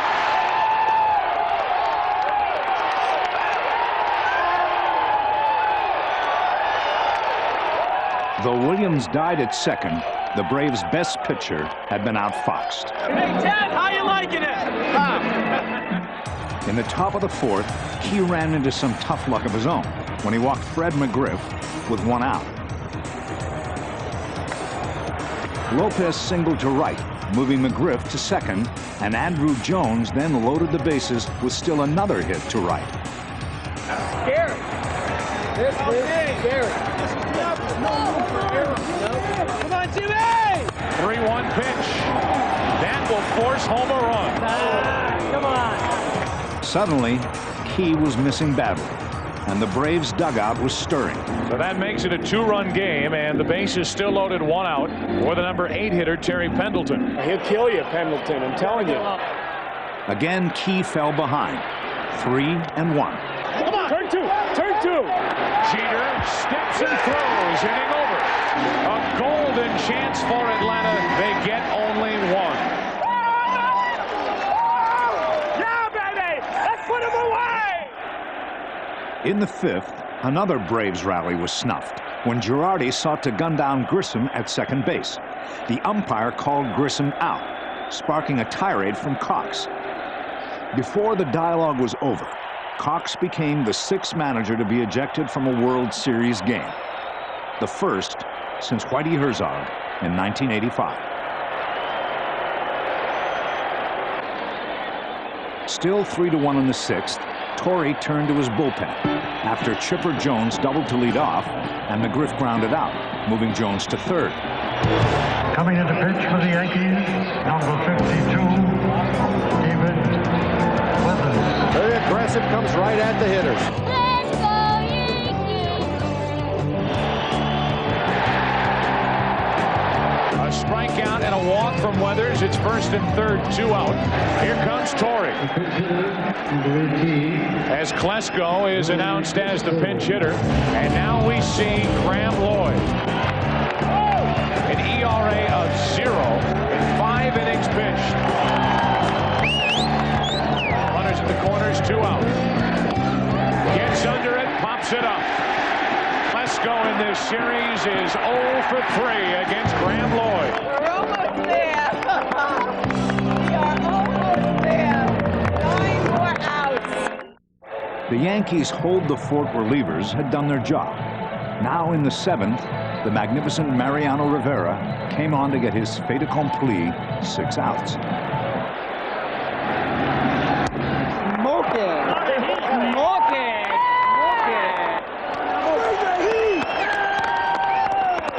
Bring the heat. Let's go, Mariano. Give the heat, baby. Give it up. Oh, baby. We're in the 8th inning. Rivera trying to get it to the 9th inning, and John Wetland. Vintage Rivera. 2 innings, no hits, no runs, no sweat. If this was a team of divine destiny, it was time for the savior. John Wetland takes over. He has 5 saves in the postseason, 3 in the World Series, and the Yankees are 3 outs away from their first World Championship since 1978. Let's go, Yankees! Let's go, Yankees! Andrew Jones. Let's go, Yankees!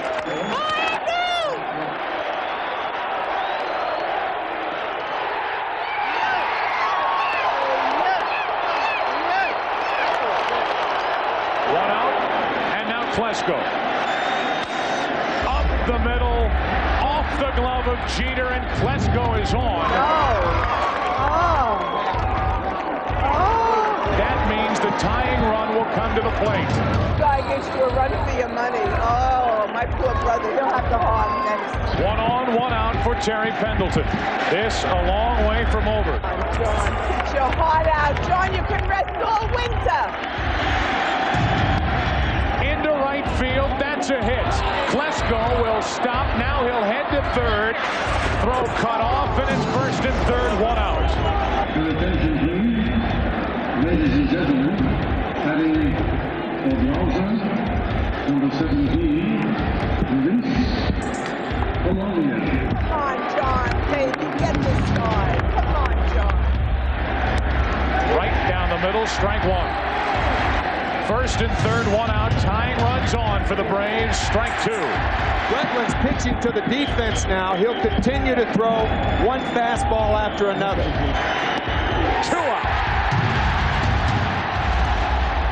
Joe Torre and the Yankees are now 1 out away.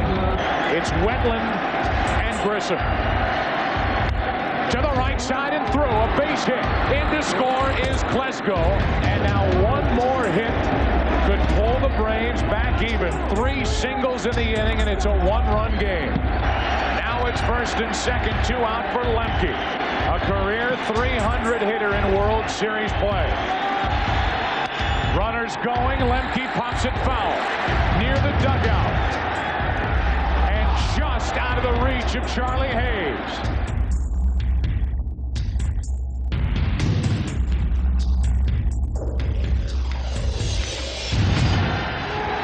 Another chance to the left side.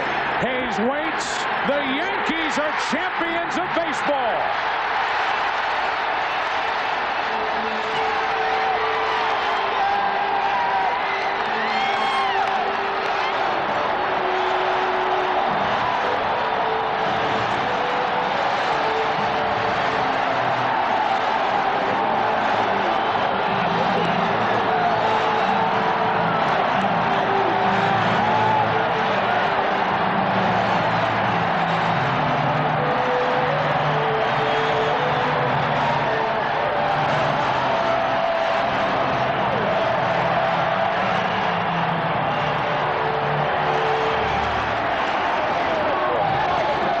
They were a team, a likable team, maybe in fact a team of destiny.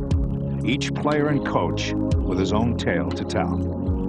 They were out-hit, out-homered, and outscored, but because they were a team, they won. And when they took that spontaneous lap around the house that Ruth built, even the most hardened Yankee foe had to crack a little. Imagine 23 world championships. No team in any sport has more. Oh, the fans never gave up on us. This is a New York team. It's a comeback team. It's a team with a lot of heart. A team that New York fell in love with. And there's no better place to win than New York. And it just seemed like we floated around the field. It was an incredible feeling. When it was over and the guys took a lap around the field, each one of them with their own story, knowing that from the first time I came here in 1956 to this, I've had a love affair with this team, and it just was very emotional to see the players wanting to wave goodbye to the fans and thank them. This team represents New York because they don't quit. New Yorkers don't quit. All the problems, they don't quit this city. And this team, more than any I've seen, exemplifies that spirit. We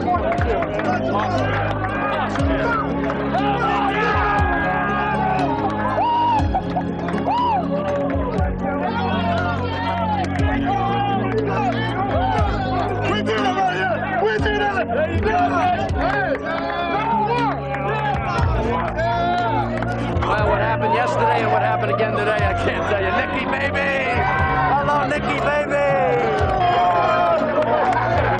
Am I going to see one of these pictures from someone? Got it. We play today! We win today! to do it in New York is, they say it's no better, and we're experiencing that right now. This is awesome. Joe, I got a little cocktail for you, buddy. Well, I think it's very special for him. I mean, he had a long time getting this series, a lot of ball games, and again, you know, with his brother getting a new heart. And, I mean, he was just emotional high. So for him to close out the season this way, to be able to be world champions, I know he feels outstanding. I hope it lasts forever. I know it's so satisfying right now to be sitting here and exhausting. You're right, it does last forever. Reggie said it lasts forever, and you're right, because now you can talk about it. You know, I let the players celebrate on the other ones, but this one had to be for the fans right in the middle of the field, and it was so touching for me that, you know, they all, you know, were as warm as they were tonight. And so on a late October morning, the world witnessed perhaps the greatest sports spectacle of all time. More than 3 million people lined the streets of New York to honor their Yankees, to celebrate this wonderful game of baseball. That's one of the best feelings in my life right now. Be in front of all the beautiful people. Look at that. That's what baseball is about, guys. This is incredible. I mean, words can't describe it. It's something you see on TV, and until you experience it, it's the greatest thing in the world. This is incredible. These fans have been behind us all year, and you can't explain this right here. It's unbelievable. I mean, I can't describe this. People are crazy. I'm so caught up in this. I'm enjoying every second of this. You want to be a part of it. You always dream of being a part of it, and I'm here, and I can't believe it. And here in New York? No. Now I know that we have to go there and do it again. It's happened before. It will happen again. But in 1996, the Fall Classic truly lived up to its name.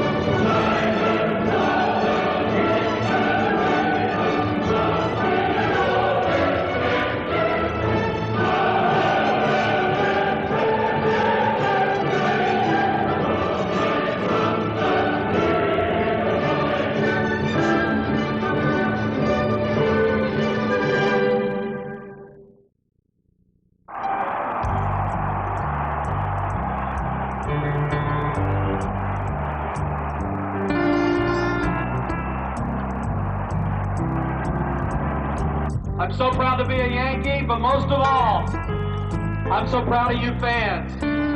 Because you talk about the greatest spectacle in sports history, that ticker tape parade was the greatest sports spectacle ever in the history of sports. Thank you. I was wondering why it took so long for me to get to a World Series. 4,200 plus games, 30 plus years. Well, I guess the good Lord was waiting for me to put on the pinstripes. Thank you very much. Mayor Giuliani, Joe and I would like to present to you and the people of New York this trophy for City Hall.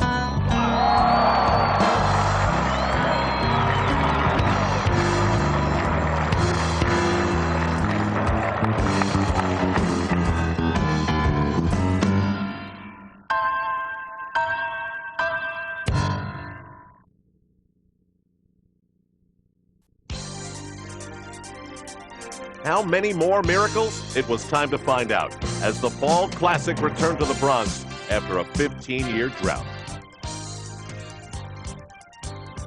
This is a dream come true. Just to get to play in Yankee Stadium and get to do it in the World Series, I mean, it just seems like the World Series and the Yankees go together. So they've been there so many times. So it's just a great thrill for me.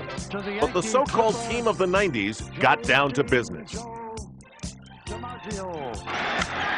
Into left field, well hit, Strawberry back at the wall, another home run for Andrew Jones. Smoltz, then Maddox, outscored 16-1. The Yankees looked dazed, down 2 games to none. they headed to the home of the Tomahawk Chop. Joe Torre telling me after we lost the first one that we weren't focused and he didn't think we could win the second game here. But then he looked at me and he says, we're going to go down there and sweep them in Atlanta and come back here and win it on Saturday. And I felt like saying, oh, Jesus, are we in trouble. Road warriors all year, the Yankees now prayed for one more gift of road magic. Scoring that first run in the first inning over there down in Atlanta, it really made me think, hey, man, maybe they're not as unbeatable as they might seem. Up the middle of base hits. Raines comes in to score, and the Yankees score first. Joe Torre and the Yankees couldn't have written a script any better than that. Bases loaded, 2 out. To the right side, it's foul. Girardi is there. Inning over. David Cone gets through the frame as Girardi makes the catch. It's a 2-1 game. Swung on and drilled to deep right. It is high. It is far. Oh, it is gone into the right field seats. A 2-run home run for Bernie Williams. A 5-2 win. The Yankees at last had a foot in the door. But in Game 4, the Bomber turnarounds looked terribly fleeting. Looking up at a 6-0 deficit, the Yankees dug deeper. They clawed back to 6-3. Then in the 8th inning, Bobby Cox sent Mark Wohlers in to face Jim Leyritz. It'll be a 2-2. Swung on and hit in the air to deep left. Jones back toward the track at the wall. It is gone! A 3-run home run. And the gritty Yankees have come all the way back. 6-0 down to tie the game at 6. Pitch. The Yankees take the lead.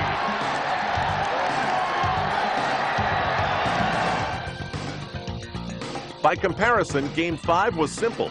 A nerve-wracking pitcher's duel between Smoltz and Pettitte. I told the guys in Atlanta, I said, hey, listen, just give me somebody out there today. I feel good. I want to get them. Just do it. He's still searching for it. Fielder down the left field line. It's fair. Up against the wall. In to score is Hayes. Down to second is Fielder. He's in with a double. And the Yankees take a 1-0 fourth-inning lead. I don't think Pettitte's looked up yet. 0-2 from Wetland. Into right field. O'Neill is there. Ball game. Yankees win 1-0 as Wetland saves it for Andy Pettitte. An unthinkable 3-game sweep in Atlanta, and the Yankees were going home. Game 6, Yankee Stadium in near delirium, and Greg Maddux facing a tide even he could not stop.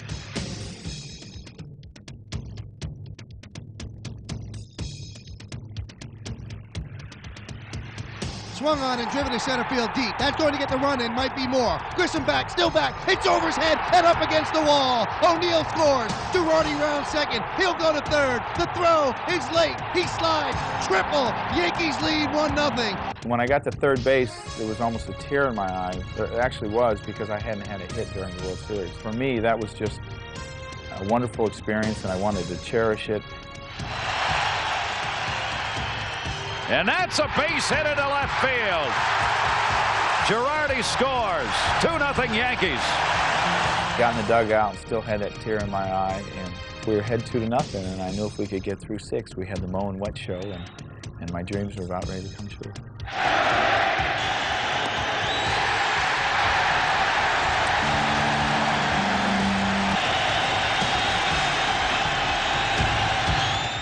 I found myself doing things out of the norm, seeing the guys in my dugout. I never looked at the guys in my dugout. I noticed them. I heard the roar of the crowd a little bit more. I noticed looks on my teammates' faces. I even saw the Atlanta bench. I never ever look around, but there was something in me that was saying, grab this moment, try and take in some things. Hayes waits. The Yankees are champions of baseball. It was done. Each one on the pile had contributed in some way, but to a kid from Brooklyn among them, one contribution remained to be acknowledged. I can't tell you the fans what they meant to what we were doing. We turned the city of New York into a small town, and I've been to some small towns. With the problems I've had personally this year, my one brother Rocco passing away, and Frank, you know, with the heart transplant, and the fact that I'd gone 110 years without getting into a World Series, I think everybody, this World Series became human. You know, I think so much is made of how much money people make and numbers that you put up, that this World Series, it was nice, it was human, and I feel the warmth, and I think a lot of it is the fact that I was born and raised in New York. I'm the first New Yorker that ever, you know, won a world championship with the Yankees, which all these things mean a lot to me now. While we were going through this thing, I was hoping I'd get to the World Series, but it's unbelievable with the number of people that we had and what they meant to our success this year, and for us to be able to win a world championship in the city of New York for the fans of New York, I don't think we could ever top that. It is the beauty of Yankee Stadium that as it happened for Allie Reynolds and for Don Larson and for Whitey Ford, it happened for John Wetland, who said he was never more emotionally confused than at that moment. So totally jubilant, yet so much in pain to be at the bottom of that pile. Was this the most dramatic of the 23 Yankee World Championships? Impossible to tell, but we do know this. No Yankee team was so close to apparently losing, only to win, than this one, which is why most of us believe 1996 was the year of Pinstripe Destiny. When Game 6 was over, it was a huge celebration for 57,000 fans and 25 pretty tired players. But what happened next was a celebration of an entire city.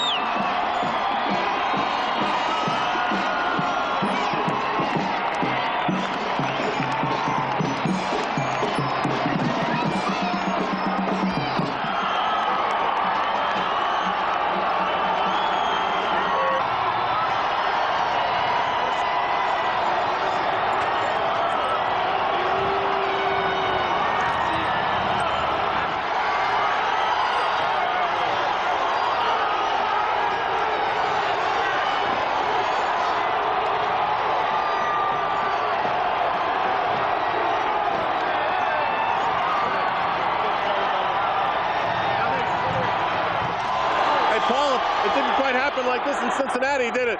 We ain't got this many people in Cincinnati. It's unbelievable. This just shows what this city, what baseball means to this city. And can you believe how many people you guys have made happy? I can't. I really can't. This is an unbelievable feeling. What's the one image that sticks in your mind so far? That dude just had a python snake. It was about 10 feet long. It was alive too. I know it was alive. New York is different. Enjoy. You're telling me. Darryl, they love you, man. Well, I just think it's great. It's great to, you know, be back in New York and win another championship. And I just think everybody in the city really appreciate what the Yankees accomplished this year. This has got to be a lot bigger than then, right? Yeah, it's a lot bigger now. This is a big thrill because the Yankees hadn't won in a long time. There's a lot of Yankee fans out there. What do you think of this? It's just amazing. It's amazing. I got no words to describe this. I mean, this is one of the greatest experiences of my life. Undoubtedly. I mean,